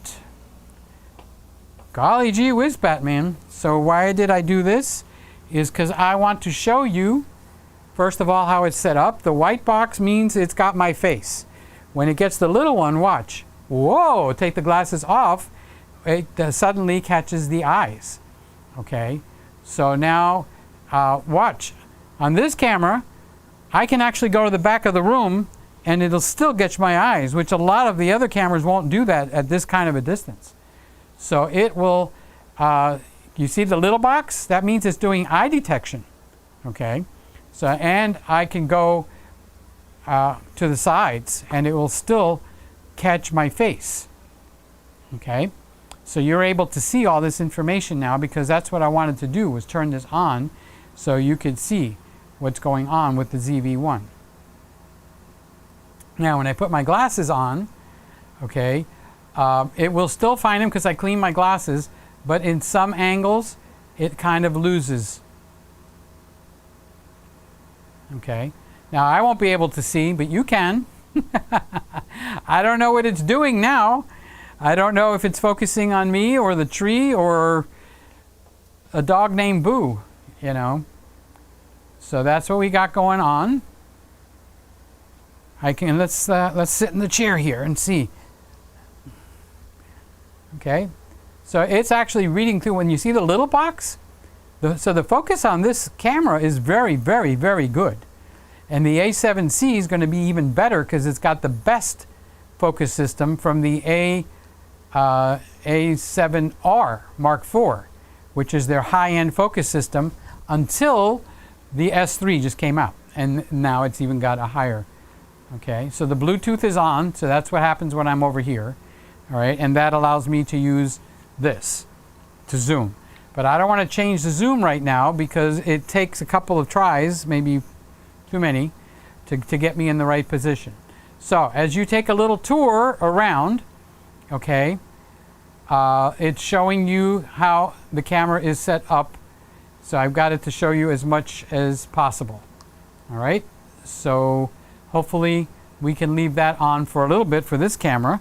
And then when you get tired of seeing that, we can go over to this camera, which is the A6100, and it will be gone. So is that helpful in some way? So that's, here's Anthony. Hi, Anthony. Welcome to the Joneses. Happy Friday, Peter and friends. Tooth pulled out today. Ouch. You going to put the tooth under your pillow? No, I know you don't get to bring it home. Yeah, that's a big one. I'm sorry. I was all the way down to one tooth in the front here. There's still a hole over here. All right, so from here all the way around back to here is $14,000 worth of crowns, where they grounded each one at a time and put the crowns in. And this one won't take a crown. Where's that hole? Right there. That one won't take a crown. So I should smile this way to hide that hole. But hey, you know, at some point you get over the ego. You know, what am I going to tell you? I can't put a crown there. It needs a bridge. And the bridge costs too much money to plug that hole. As long as I can eat corn, because I like fresh corn, especially in the Instant Pot, where I put the corn in the Instant Pot, I put a little sugar in there to make it sweet corn, and it just, the steam melts the sugar, so the sugar is gone, and it's just the right. You just sprinkle it like you would salt. You don't pour it on, okay, and it makes it amazing. So you got to be careful not to suck to pull out the stitches and stuff. So, you know, and don't get your blood pressure up, because it'll make, you know, let it heal. I don't know why I'm telling you that. You know, I mean, you just came from the doctor, so you got it pulled out today. So we're thinking of you. I'll keep you in my prayers for that, because you guys know I pray for you every single night. Oh yeah, that's what I wanted to check. I'm not going to tell you what it is. See the blue LED lights on this camera? It does a pretty good job. That's the ZV-1. And it does a good job there too. And it does a good job there. It was the Canon that was not... Okay, so the Olympus changes it a little bit. Do we have any other cameras? I need to get more cameras in here. Oh my God, this is confusing as can be. Holy whiz, Batman. Okay. So, you see how the glasses give a little bit of a problem? Now watch. Glasses off, all of a sudden, making a liar out of me. Usually it will cause the eye detection to kick in if I take the glasses off.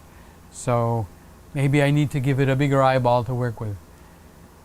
So this is fun to watch. I had this set up yesterday or the day before because I wanted to see. So it pulls in, it pulls out, it goes to eye detection, you know. It gets different kind of reflections. So over here, and it's all about light. The cameras are reading light. We're reading faces and eyeballs and mouths and whatever other body parts you want to film. Okay, but it is reading light and light reflections and then putting a pattern together. So that's what the cameras are doing. So that is Mr. Less One Tooth. And here is Mr. Camera Junkie. It's Lewis. How are you doing? Good to see you, young man. How's everything going? One of our favorite people. We already found, as you could tell, Craig got the crown, the Windex crown for tonight. So he got the winning, and it very, like, I think it's the third or the fourth comment. He nailed it. Bam, bam. We got somebody new. Gabriel, what a nice avatar. You kind of look a little blue. Are you down tonight, Gabriel? But thank you for coming in. Hi, that was a great lesson on posing. Thanks. Yeah, it was just, it kind of like came out, okay? And it's in this place, it would be appreciated because we're kind of like a family in here. So anybody that missed the lesson on posing, this will get repeated. YouTube puts it up. They render it and then they put it up in the full 4K quality. I don't know what's happening right now. So that's what we've got going. And here's Joey. Oh, by the way, Gabriel, welcome. Thank you for coming in and thank you for saying something. A lot of people come in and they don't say hello, and I sit and talk all night long, okay, and they don't say hello. So I'm very grateful that you stepped up to say hello. I will pick on you. We got 3 names. 2 wasn't enough for you. You got to use 3. Stuff like that, okay? But that means I love you. All right, so this is Mazirk 3, and he's going, brilliant idea. I know it's a brilliant idea. You think I have ideas that are not brilliant? The only one thing problem here, I don't know what you're talking about because I've been talking for so long that comment was probably made 35 minutes ago, okay? But I have to agree with you. It has to be a brilliant idea. The glasses caught my eyebrow. I don't like that. Okay. So how you doing, Joey? Good to see you in here. So Sly. Any tips for posing a 1-year-old? He doesn't really pose. I just have to be really fast to catch a picture. So what you do, you get yourself a R5 and you set it to 8K and then you film him and then you extract pictures. What'd you say? Oh, you can't afford an R5. Okay. So what I do with kids, there's certain things that make 99.9% of the kids laugh. Okay, so if you think you're going to pose your child, your kid, or maybe it's your neighbor's kid, okay, like this, and you're going to tell him, turn your knee, lean over this way, look up, tilt your head. No, not like that. Sit up straight. Are you kidding? It's like, bye-bye, Charlie. They're not interested in anything like that. But take your keys out. Step away, or someone else. Drop the keys. And go, oh, I dropped my keys. They're going to go, ah, and then go to pick them up. And while you're going to pick them up, fall down. Go, oh no, I fell down. The kid's is gonna crack up laughing. So I do 2 things like that. I shooting pictures like crazy. And I get the parents to butt out while I'm trying to take pictures by making them fall down, rattle keys, run around the yard, or run around the house, or wherever we're at. I get them busy so they stop saying, Johnny, smile, sit up, smile. Wait, your hair's out. Let me comb your hair. Oh my God, that is so annoying, okay? So if you got somebody that you can put into gear, that's what I would do, Sly. Oh, you guys don't really want to see this all night, do you? I'll move over to the 6100. So, Craig.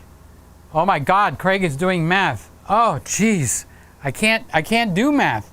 So you are saying R5 times A7S3 equals A74. No, I like the thing, but those 2 cameras don't equal the A74. So why don't they? Good question. Why don't they? I don't know. So you're talking about the A7R4, right? Oh, The A7 IV. Okay, because they have an A7R4. That's the one. Okay, let me start this again because I was thinking of the wrong camera, Craig. So give me a fair break. Okay, I'm not good in math, geometry, algebra, calculus, cameraometry. Okay, so it's like I never took the cameraometry course, and I never passed cameraometry mathematics. So the R5 times the A7S3 equals the A7 Mark IV. Very close. Okay, what the A7 Mark IV is going to be, it's going to be the affordable version of those cameras, is my guess. That's what they're going to do. So at about $2,200 to $2,500, okay, they took the A7 III, fixed all the mibbly jingly crapola stuff, okay, and it really isn't. It's not a bad camera. It's a wonderful camera. It's like many people say, it's the best camera, best bang for the buck, okay? So if they take the A7 III and do what they did with the A7C, put a stinking flippy screen so I could tell what the hell I'm doing. Oops, I'll go to confession tomorrow. All right, so make it so I could tell what the hell I'm doing, all right, by putting the flippy screen on there. Take off the 30-minute time limit, okay, and do all that. Put it back in the form factor of the A7 III, which I prefer bigger. I'm not a little camera kind of guy. I'm a guy. Bigger is better, okay? Boys and their toys, you got a small toy, you want a bigger toy. You got a small, you want a bigger one, okay? So I don't like the small form compact. However, I'm not in step with the major market on that. People seem to want a very portable, high functionality camera. Fine, if I was a camera company, I would give them that. And Sony did.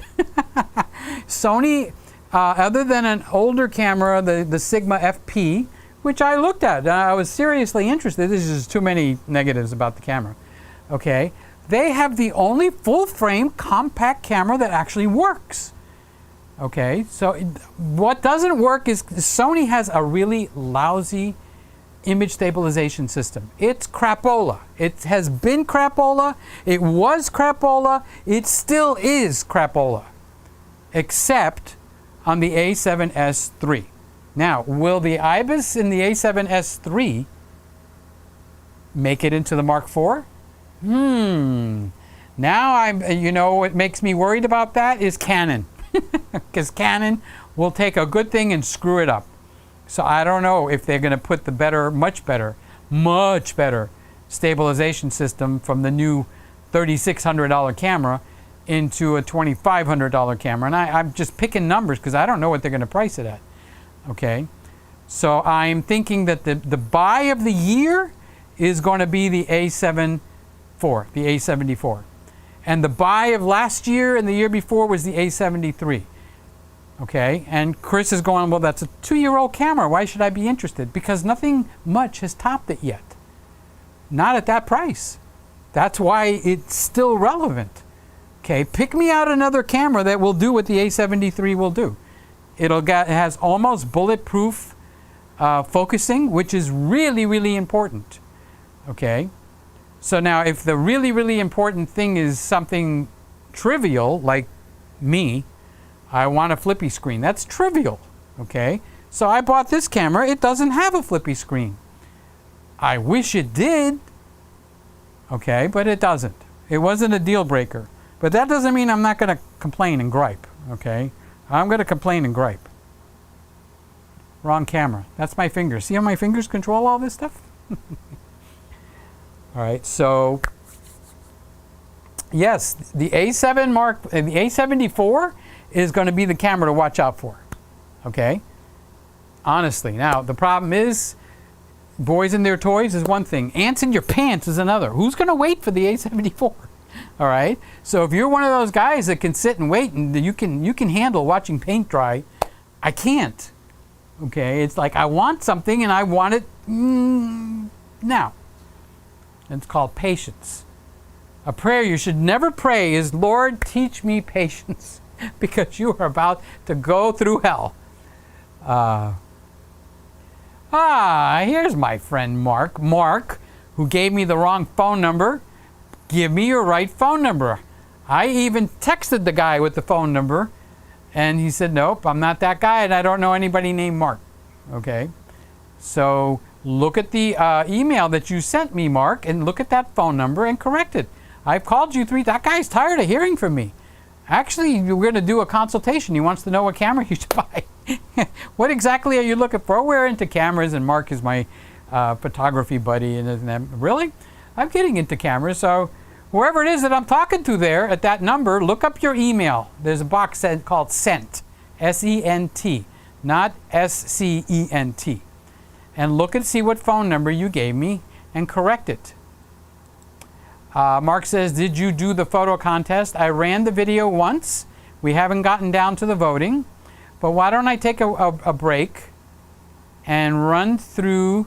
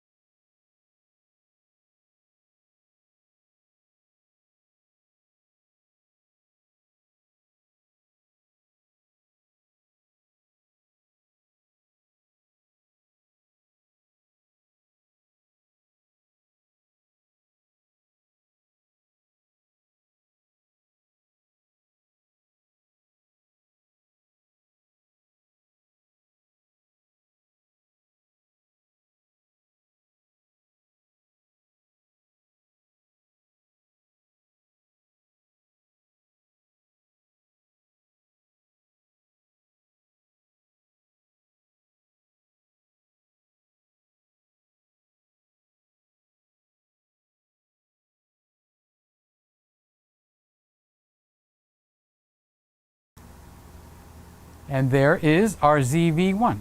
So you guys are going to vote for one, and somebody is going to win. What are we up for this week? I forgot. I think it was the selfie stick. So that answers Mark's question. We just ran the photo contest again, and you guys have to vote. Come on, guys, please vote. What do you mean there's no sound? Mr. Camera Junkie. Oh, wait, you mean when I go to the thing, it mutes my mic? Okay, I'm sorry. I'll check it next time. Okay, we'll run it again, because I was commenting on all those things. So let's go to the contest. This time, let's unmute the Peter. All right, so this is a work of lines and black and white shadows. This is kind of like structures looking through the alley. I think it's an alley. And a work of black and white, beautiful again. This is a beautiful bush of some type of flowers that I can't identify. Beautiful color explosion. We got the greens, the yellows, the pinks. This looks like the similar picture but from the side view. The entry numbers are in the top left-hand corner. Okay, so you're going to vote one time. This is somebody taking delivery of his high output V8 Camaro. Very hot yellow Camaro. And this is a burst of laughter with the excitement of, wow, this water is coming out so fast. And this is a picture, I'm not sure if this qualifies. This looks like in the Garden of Eden. Is this an apple? No. This is, the rules were it's got to be on your property. And this is a bird. This is a bird posing. I don't know how this was accomplished, but somebody got a bird to pose. And that's a great shot. And it's got the rule of thirds. And this is someone cutting their grass down on the hill. And the grass is green, green, green. So you're going to vote for one of those guys. Thank you for Mark for telling me that I ran this 3 times now, and nobody has told me that we didn't have sound. But there's nothing like a good buddy that gave you the wrong number. It's like telling me, I don't want you to call Peter. Don't call me. I'll give you this number. Call this guy. Oh, look, everybody did. I'm just so far behind. Okay, so I'm getting caught up. Let's get rolling here. Let's get rolling. I'm getting too far behind. Gabriel, the gentleman with 3 names. I enjoy landscape and street photography. Dynamic range is the most important spec to me. Is that something any of you consider when buying a camera?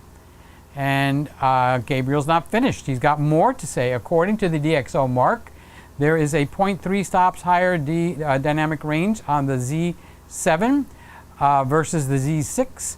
That's about a third more light. Would that alone justify the $1,400 price difference? Okay, so my answer is a 0.3 difference, not even a blink. So that does not, in my book. So you can get someone that has a different point of view. I don't know if you guys want to watch the box bounce around. So let's go over to the 6100. So no, I wouldn't consider the dynamic range. I would say that it's the number of pixels that you get and the difference between the 2 cameras that's going to give you the difference. So 14.3 to a 14.6. If you read the DxO, their attempt to help you determine what these numbers mean, they say that kind of a difference amounts to almost nothing. So that's their point, and I do agree with that particular part of their interpretation. So we got Randy, Sly, bribe him, yeah, offer the kid money. Talking about posing children. Michael, hi Peter, how are you doing? And Bella, hi Peter, how are you guys doing? How's the weather up there? They're so far north of me. I know where they live. I know where you live. Okay, so they came in and they said hello, and how are you doing? It's good to see you guys in. They're new people, so we can make fun of them. Oh, Bella, look at that beautiful hat. Wow, that avatar looks great. I think it looks very good. Very, very nicely done avatar. And so we have another girl in the room. It's Bella. And we also have Sly. Sly's in the room. Hi, Sly. So she's telling Randy, yeah, bribe him. Right. Okay, who, wait a minute. Somebody's got to keep count. Anybody here that can keep count for us so we can be voting? While I'm running the controls, let me go over and get my notepad. I'm walking.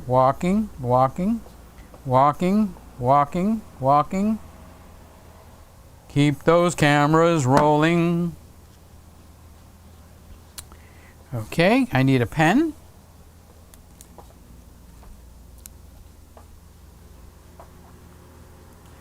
All right, so Sly's got the first vote in of the night. So we're going to go 1, 2, 3, 4, 5, 6, 7, 8.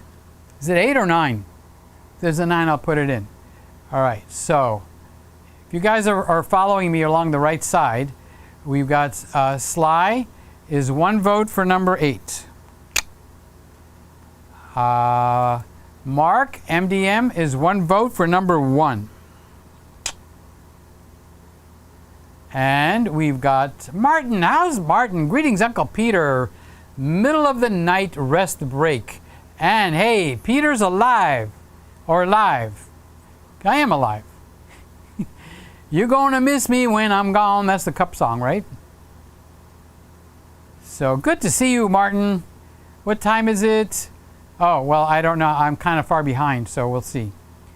So Randy says, Craig, yes, but the menu has to be set up first. When Peter gets a camera, he resets everything. It's a habit. What can I tell you? Boom, boom, boom, boom, boom, boom, boom. Randy, put a battery in the ZV1. I have the battery. I never took the battery out. So as long as the battery is running, I'm surprised that the 6100 is going this long. As a matter of fact, since we're up at 1 o'clock, I'm going to switch it over the battery over to the the A6100. Okay, so that I don't lose it. I don't want to lose the 6100. I kind of like that camera. Okay, so I got the battery thing in there. Okay. Make sure everything is plugged in nicely. All right, so the ZV-1, if it goes for another hour, the A6100 won't drop out on us now because I plugged in the USB plug into that camera. Okay, so Randy says it seems to me that the 6100 and the Nikon Z6 is the same camera, just name wrong. The scene looks exactly the same. That could be. I could have made a mistake. Actually, the 6100 looks too good. So if I go from there, wrong, to there. Yep, you're right, Randy. So we haven't been looking at the 6100 might be dead. It might actually be dead. That might be why it defaulted over to the other camera. There might be no feed. Yep, it's dead. So you got it, you got it, you got it. So we'll go with here, and we'll go with this guy. Okay. I wonder if I can get the 6100 to come back on. That would be interesting. Where's the on and off button on these things? Oh, right here in the front. Takes a dummy. It came back on. Ooh. Ooh, ooh, ooh, ooh, it came back on. The 6100 came back on. I put it into the wall. Okay, so let's go here and find it. That's not it. That's not it. That's not it. That is it. That's it, right there. All right, so that's the 6100. Okay. Looks a little harsh on my face. And it looks like it needs a little color. So let's look here. And let's look here. Yeah, I would say that this needs a little color. So let's go over here. Okay, so I'm making adjustments in case you guys are wondering, what is he doing?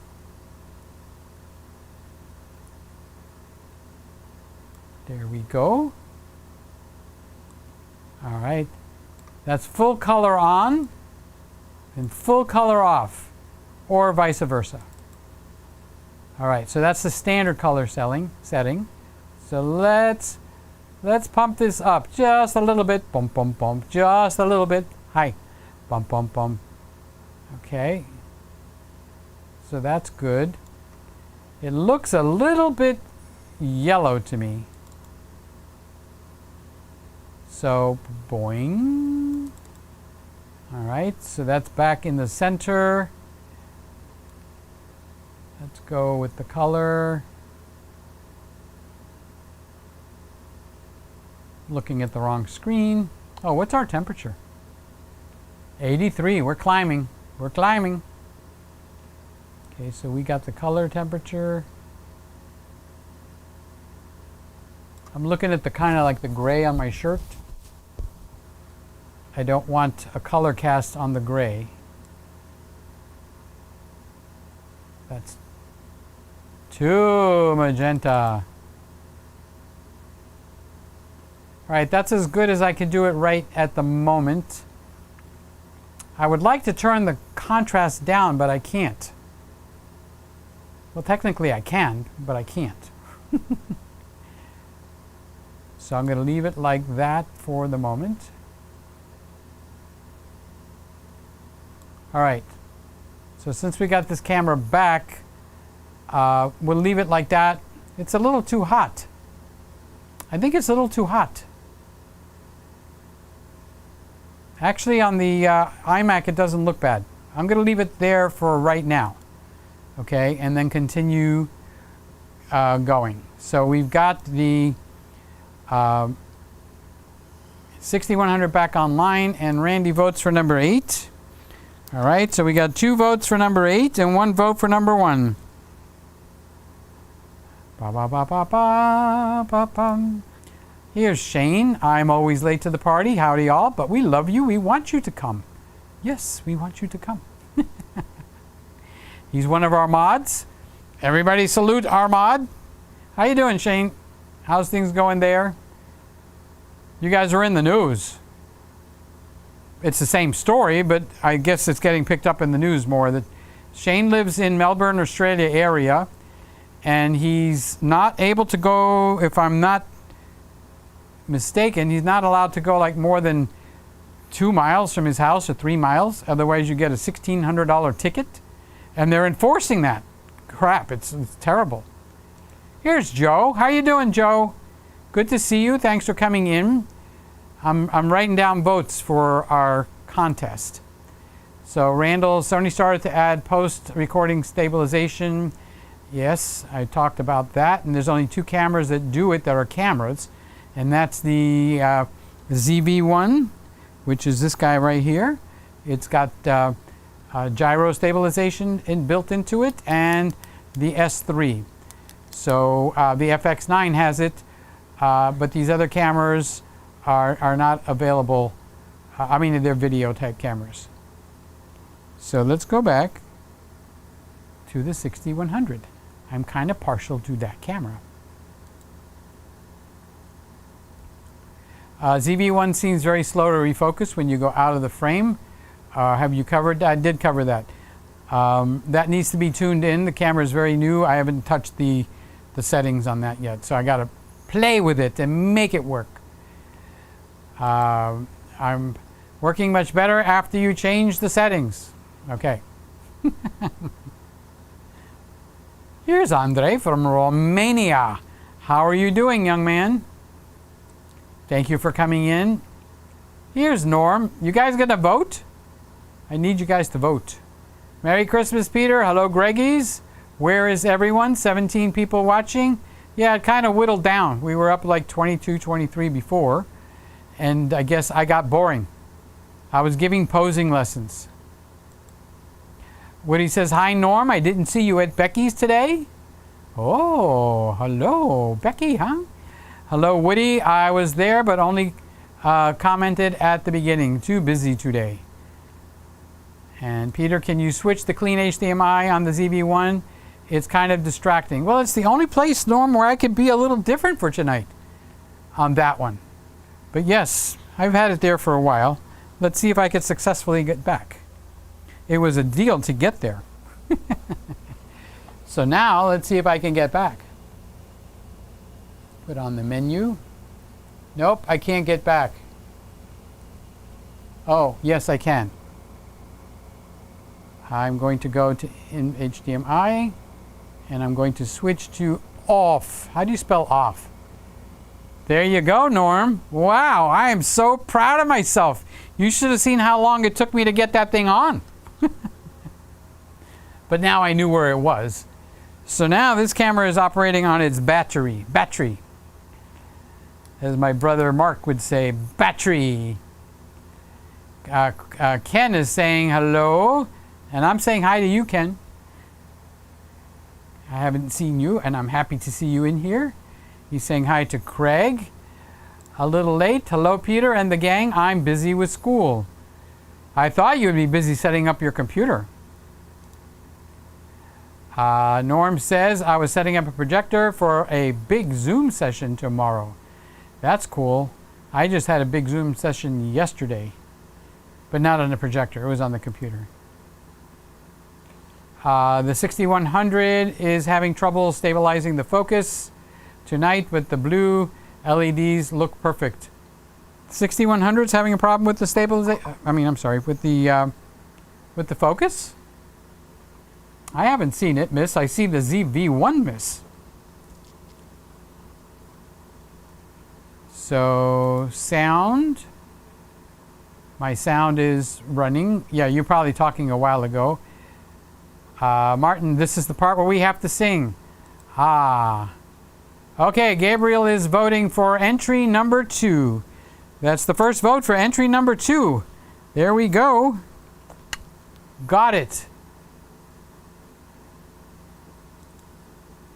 I vote for the little tyke in the Camaro. You got to tell me the number. Got to be a number because I don't know the number. I vote for the boy with the hose. Oh, come on, guys. Seriously. I will play it again, okay? Upper left-hand corner is the entry numbers. I need to know the entry numbers. So if you just vote for the little guy in the Camaro or the guy that's on the rocket ship, okay, tell me the number, the entry, upper left, entry 2. Here we have entry number 2. This is black and white. Okay, this is a forte of colors. Look at the colors. There's a beautiful bloom of colors. Okay, and that's entry number 3. I don't know what type of flowers those are, but that's okay. They're very pretty. They're pink. This is a side view of that. And that's entry number 4. And this is the boy with the Camaro. Okay. I like him going and picking up his car. So his is entry number 5, the boy with the Camaro. And then we have entry number 6. This is the boy with the hose. So Michael Pappas, you don't have to vote again. I will put the boy with the hose is entry number 6. That's 1 vote. Okay, this is entry 7. This is, I'm guessing this is a pepper, but I might be wrong. Don't kill me, okay? Very vibrant colors. Look at the bird. Look at the bird. Wow, that bird got very sharp eyes. Is that an eagle? Beautiful bird. So that's entry number 8. And we do have 9, so I better put a 9 down there. Okay, so we have 9 entries. Okay, so I just played them again. If you haven't voted, only vote once. This is not the national election. So, okay. So where were we? So we've got Michael voted for the boy with the hose, so I registered that vote. Ken is voting for number 8. Whoa, that's 3 for number 8. 8 is running with it. What is picture number 8? Is that the bird? Norm says Becky presents weekly live stream from Gray's of Westminster, a really cool Nikon specialty shop. Oh, I would like Nikon specialty shop. Okay, Michael's number 6. Okay, I got that. I already got you, Michael. Oh no, this is a different Michael. Number 6. Okay. Norm. Norm's vote is for number 5. Okay, I registered number 5. Martin is entry number 8. The bird. Oh, number 8 is running with it. Number 8 is running with it. Eric is voting for number 6. That's 2 for number 6. Number 6 says, pick it up steam here. It's coming around the corner. Pick it up steam, pick it up steam. And then we got number 8 gets it again. Number 8 gets it again. 1, 2, 3, 4. 1, 2, 3, 4, 5 votes for number 8. There we go. We're rounding the corner. Here they come. They're coming around the corner. They're coming around the corner. If I mail in a ballot, can we vote twice? Only if you mail in a ballot. Okay, so if you haven't voted, do it now. Okay, and then we'll close it. But, you know, seriously, I think number 8's going to win. I really think number 8's going to win. And let's take a quick look at number 8. This is where Peter messes it up. Number 8. I believe this one is number 8. Yep, that's number 8. So that's number 8, guys. That's number 8. Ocho, calle ocho. So that one has the most votes right now. It is 111 I'll give it to 115 in case somebody wants to get a vote in, but I'm pretty sure number 8 will have won. So let's see who number 8 is. Number 8 is, okay, who do you think number 8 is? You're going to be surprised. It's somebody you guys know very well. Yes, it's somebody you know very, very well. Do you like this where we don't put the names?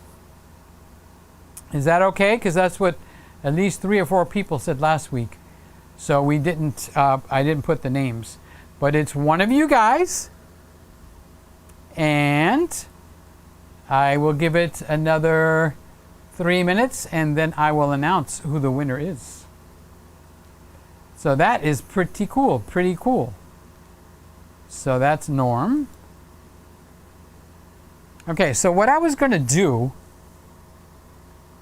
was I was going to do something. And I don't know if you guys are going to like this or not. But we'll find out momentarily.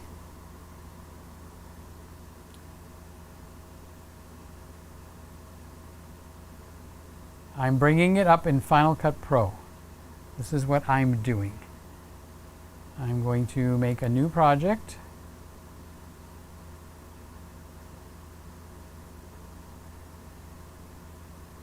I made a new project. See, I can make a new project. I'm going to call it Contest. I should be showing you this, but it's kind of going to reveal the winner if I do that. Oh no, it won't. I can close those windows. Okay, so I can actually show you what I'm doing. So let's waddle back over here. Let's go to the desktop. Let's go to the desktop, I said. Okay, so now I'm showing you Final Cut Pro. Let me make sure my mic is not muted. Okay, here we go. So we are, I'm going to import all the pictures.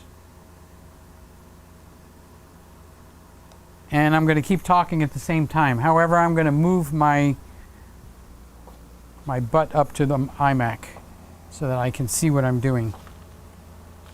Okay, change glasses. Okay, let's see. So I want that picture.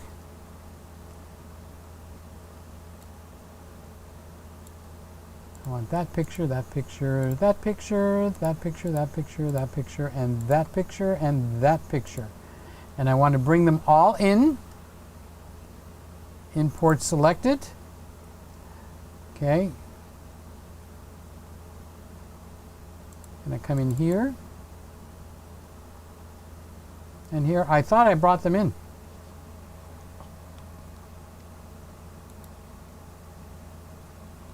So I am going to, okay, here they are. Somebody used a 7100, so I'm going to go here. You guys can kind of see who submitted the pictures, right? Ah, big deal.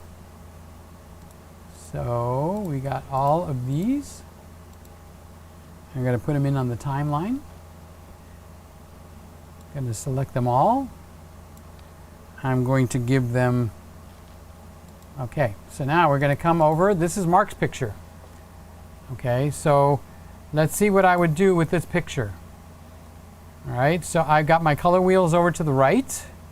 Color temperature isn't going to matter, but what can matter is the contrast, okay, the highlights,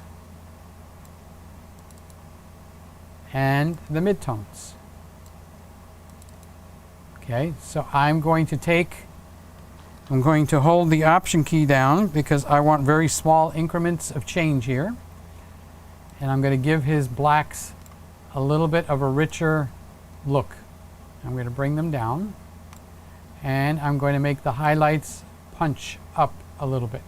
Not a lot. A little means a lot, okay? So I didn't fiddle around with the midtones. Okay, so now I'm going to bring the contrast down a little bit more. So I would make this a much more spiked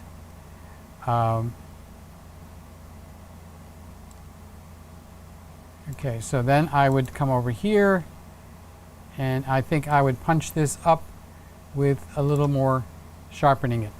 Okay, so that's what I would do with that one. And then on this entry, okay, I would probably do something pretty similar, except I need to be careful here that I don't make the contrast too dark and drop off a lot of the details. Okay, now in this picture, wrong.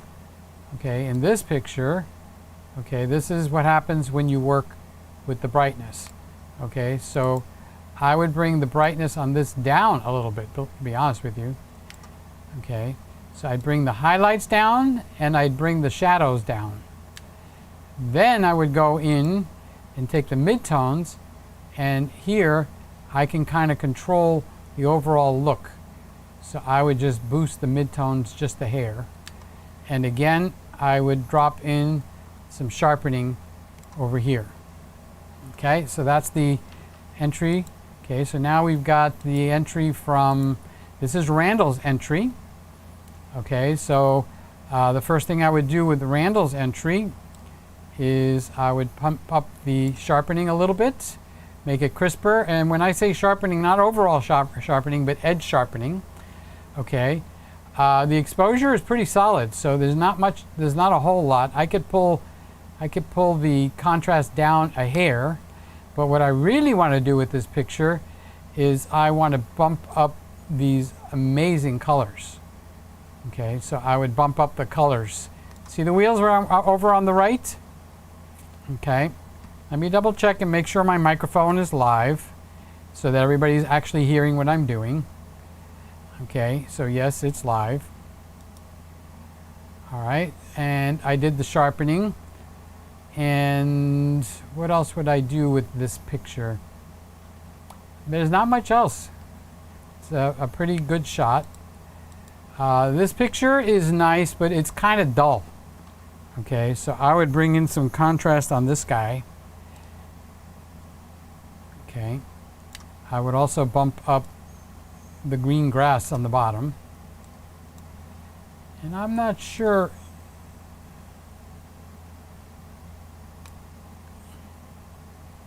No, I don't think I'd do that. Okay, how about the midtones? Let's take a look at the midtones. Right about there. Okay. All right, so that's what I would do with this one. Okay, on this picture, first thing I would do right off the bat is it looks like the perspective is off.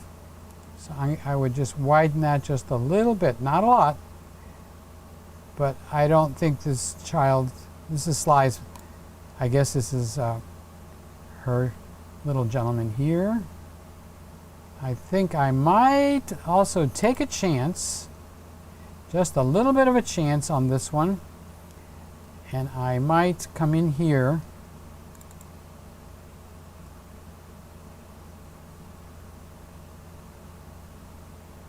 and do that.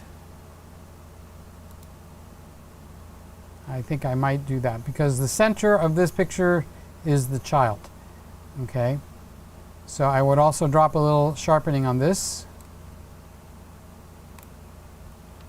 There we go, his face sharpens right up. Anything else that I would do in here? I don't think I would mess around with the coloring too much. I'm going to try one little thing, okay? I'm going to take the shadows and I'm going to bump up the green because I don't want to mess up the color of the face. All right, so I bumped up the green to make all of this green area come in, which also green and yellow, they affect each other. So that's what I would do on that picture.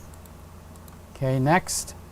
Whoa, I love the expression here. Okay, so the very first thing I would do is I would come over here and I want that expression front and center. That expression is the money shot right there. Okay, all that other stuff doesn't matter. It doesn't do anything for that picture. Okay, and then I would kind of like center this a little bit. Okay.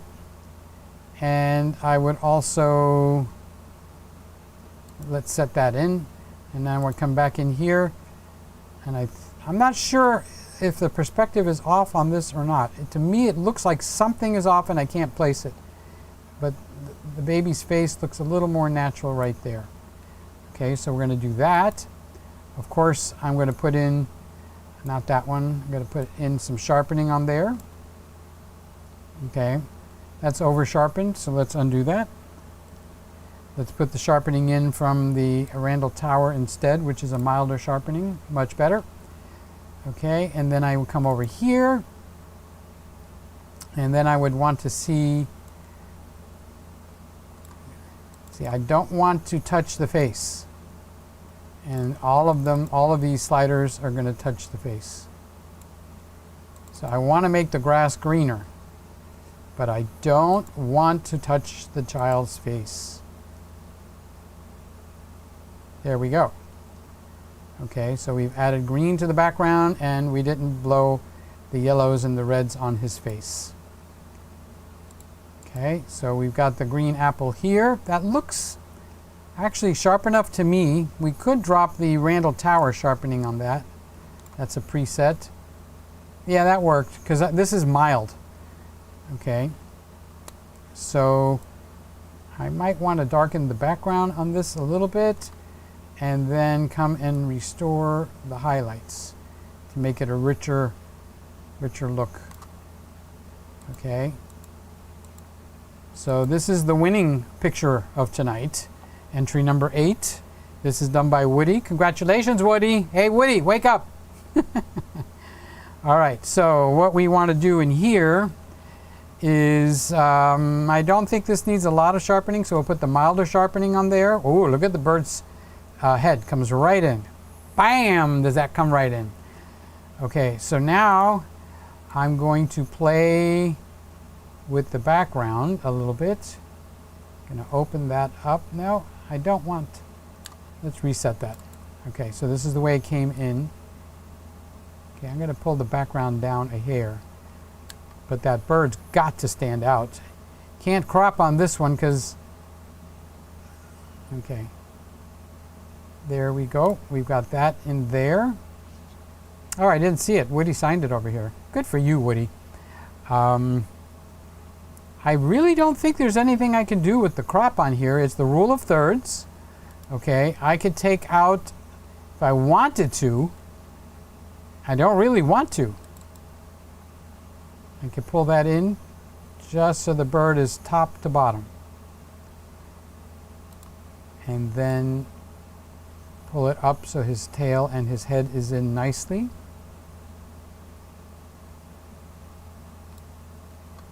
And say done. Okay, so that's what I would do with our winning number. Something else you could do, but I'm not. I'm going to undo this, okay? Right. I could turn it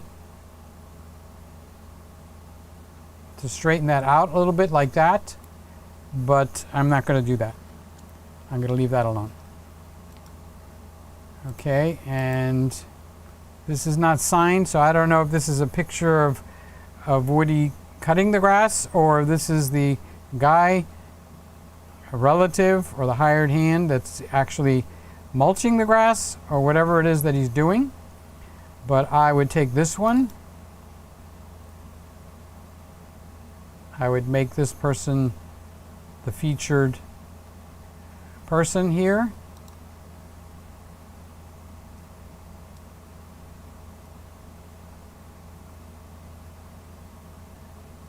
Straighten out the lines just a little tiny bit.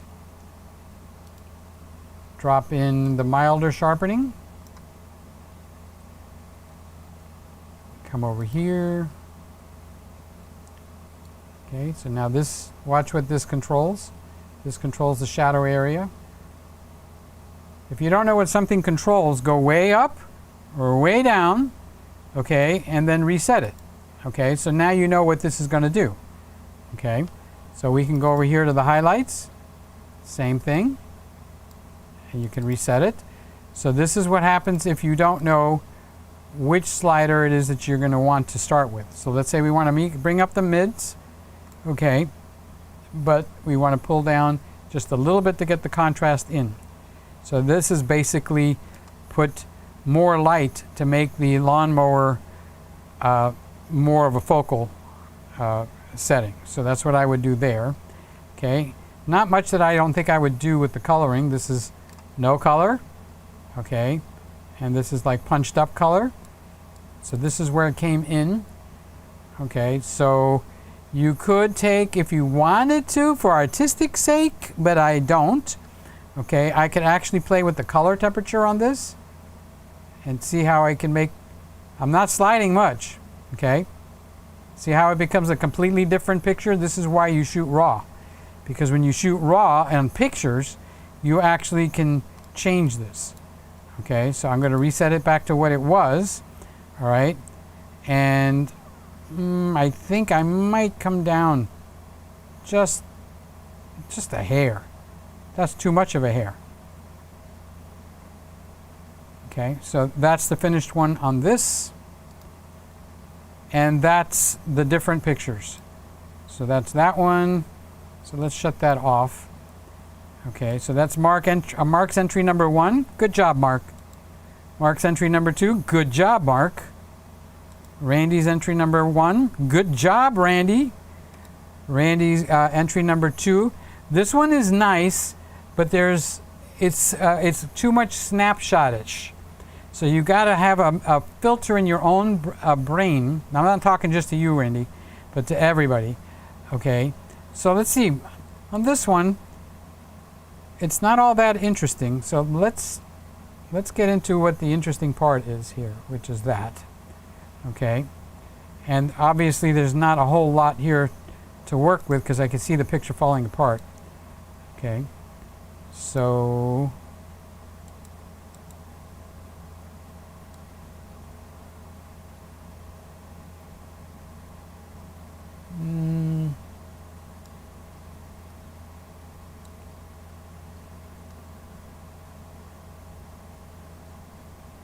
there's not much I can do to make this super interesting, to be honest with you. Maybe that's a little bit better, but there's nothing here that shouts. The window is the coolest part, and the coloring on the bush, which is really the major part. Okay, it's all of these colors. Okay, so we'll leave that one alone. This is Sly. Okay, and I crop that. This is, what's his name? Sly, what's his name? He's adorable, adorable. Look, he's got blue jeans, he's got boots on. That's an awesome shot. Was this done with a phone or with your ADD? And this is Woody. Very dramatic shot. This is our winning shot for tonight. Woody, send me your address because I got to send you your prize. Email it to me. PeterGregg@AOL.com. And this is someone, it might even be Woody, cutting the grass. Okay. So we just kind of did that. I hope that was fun, unless I lost everybody here. Let's go back to the camera, and I am over at the computer. So I'm going to come back over here. Oh, I better bring my glasses with me. Got them.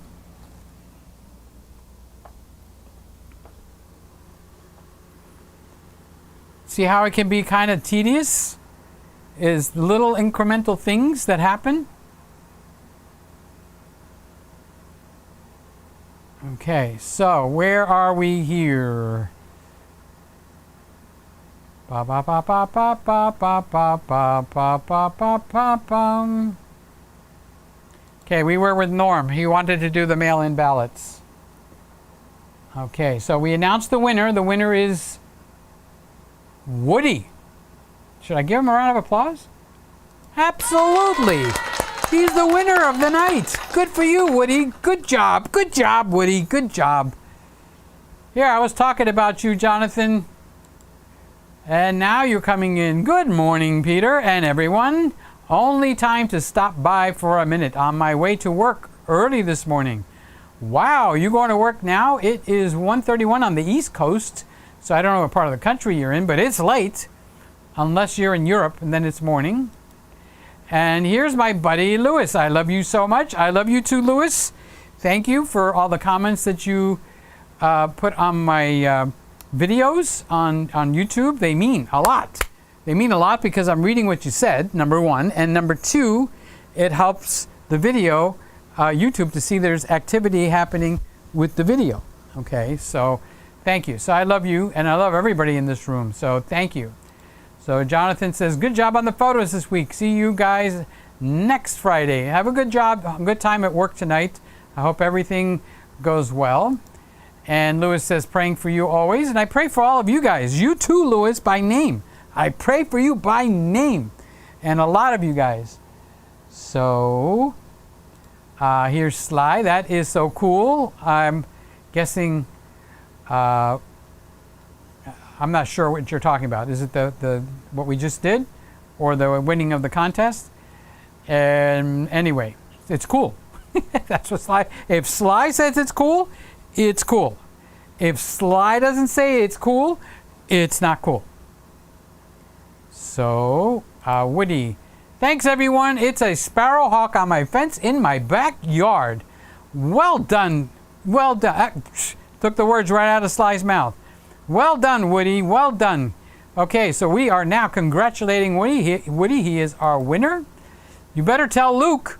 You better tell Luke you won a photo contest. I thought it was a hoax. Had one smash my window before. Ooh. I ran out and it was stunned, but it took off shortly after. Okay, cool. Cool. So Ken is saying congratulations to Woody and great shots from everyone. You guys like these contests? Is it fun, or is it just, we don't want to do that? I mean, I'm open. I want you guys to have fun. I'm excited about getting together. I'm not looking for a pat on the back. I'm looking for you to tell me what you want me to do. Okay.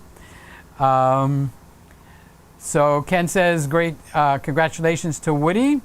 The green fruit is a tomato, not ready for picking.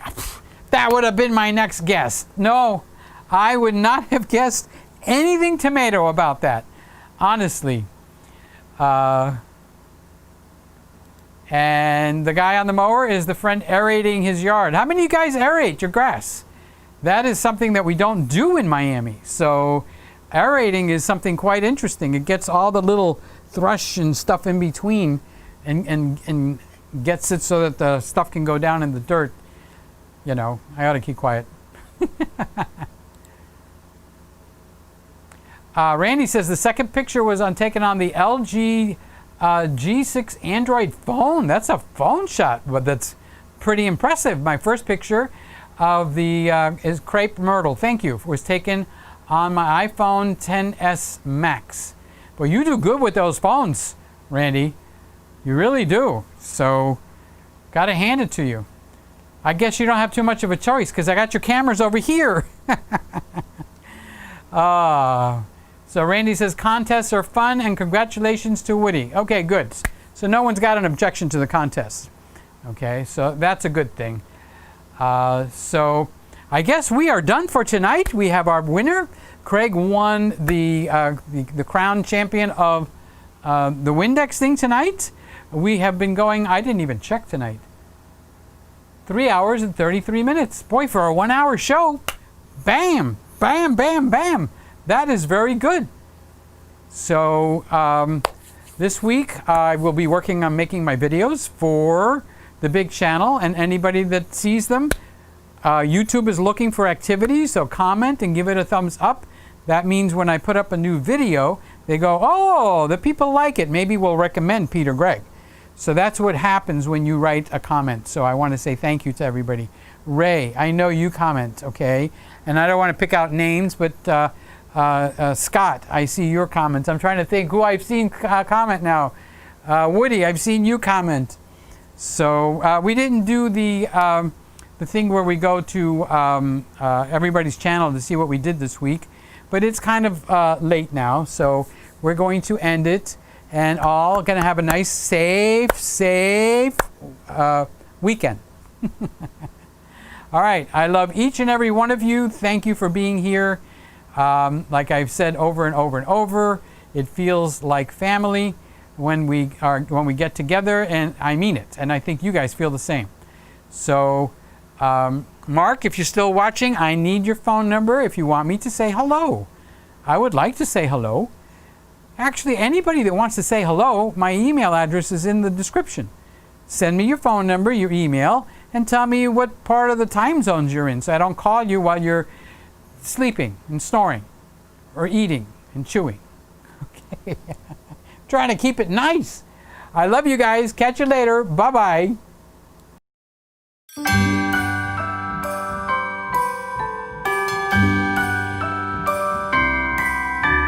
The wonders of life got the prettiest side for everyone to enjoy. Standing up close by the Christmas tree, glimmering light, I am right where I wanna be. I will be home for a couple of days, wander around with you. You and me in the cold, thought it'd never be true. Wherever I go, I got you. Oh, I have stopped running, there is no way trying. You better loosen your belt. Drinking hot wine by the fire, don't care of anything else. It's Christmas, and some kind of love, my friend. I'll pray it will never end. Do you like to be here too? It's Christmas, and outside snow's glistening. It's just you and me tonight. I'll spend all this Christmas with you.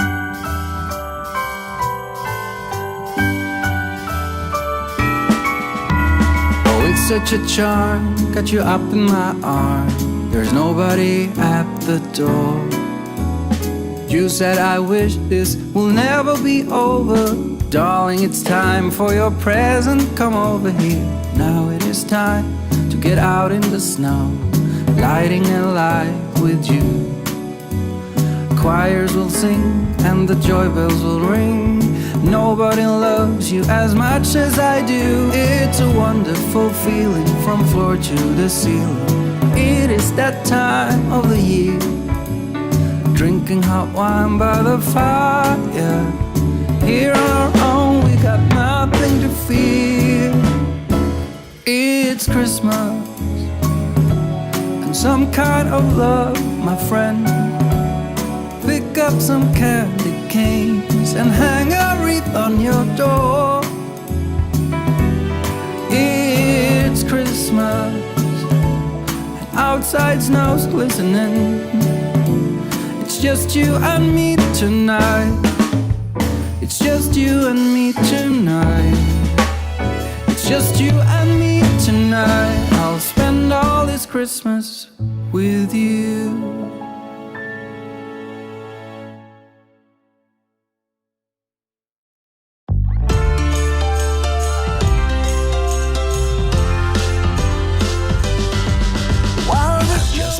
Another PeterGregg video. Something warm, human, and wonderful happens when you watch PeterGregg. Thank you for watching.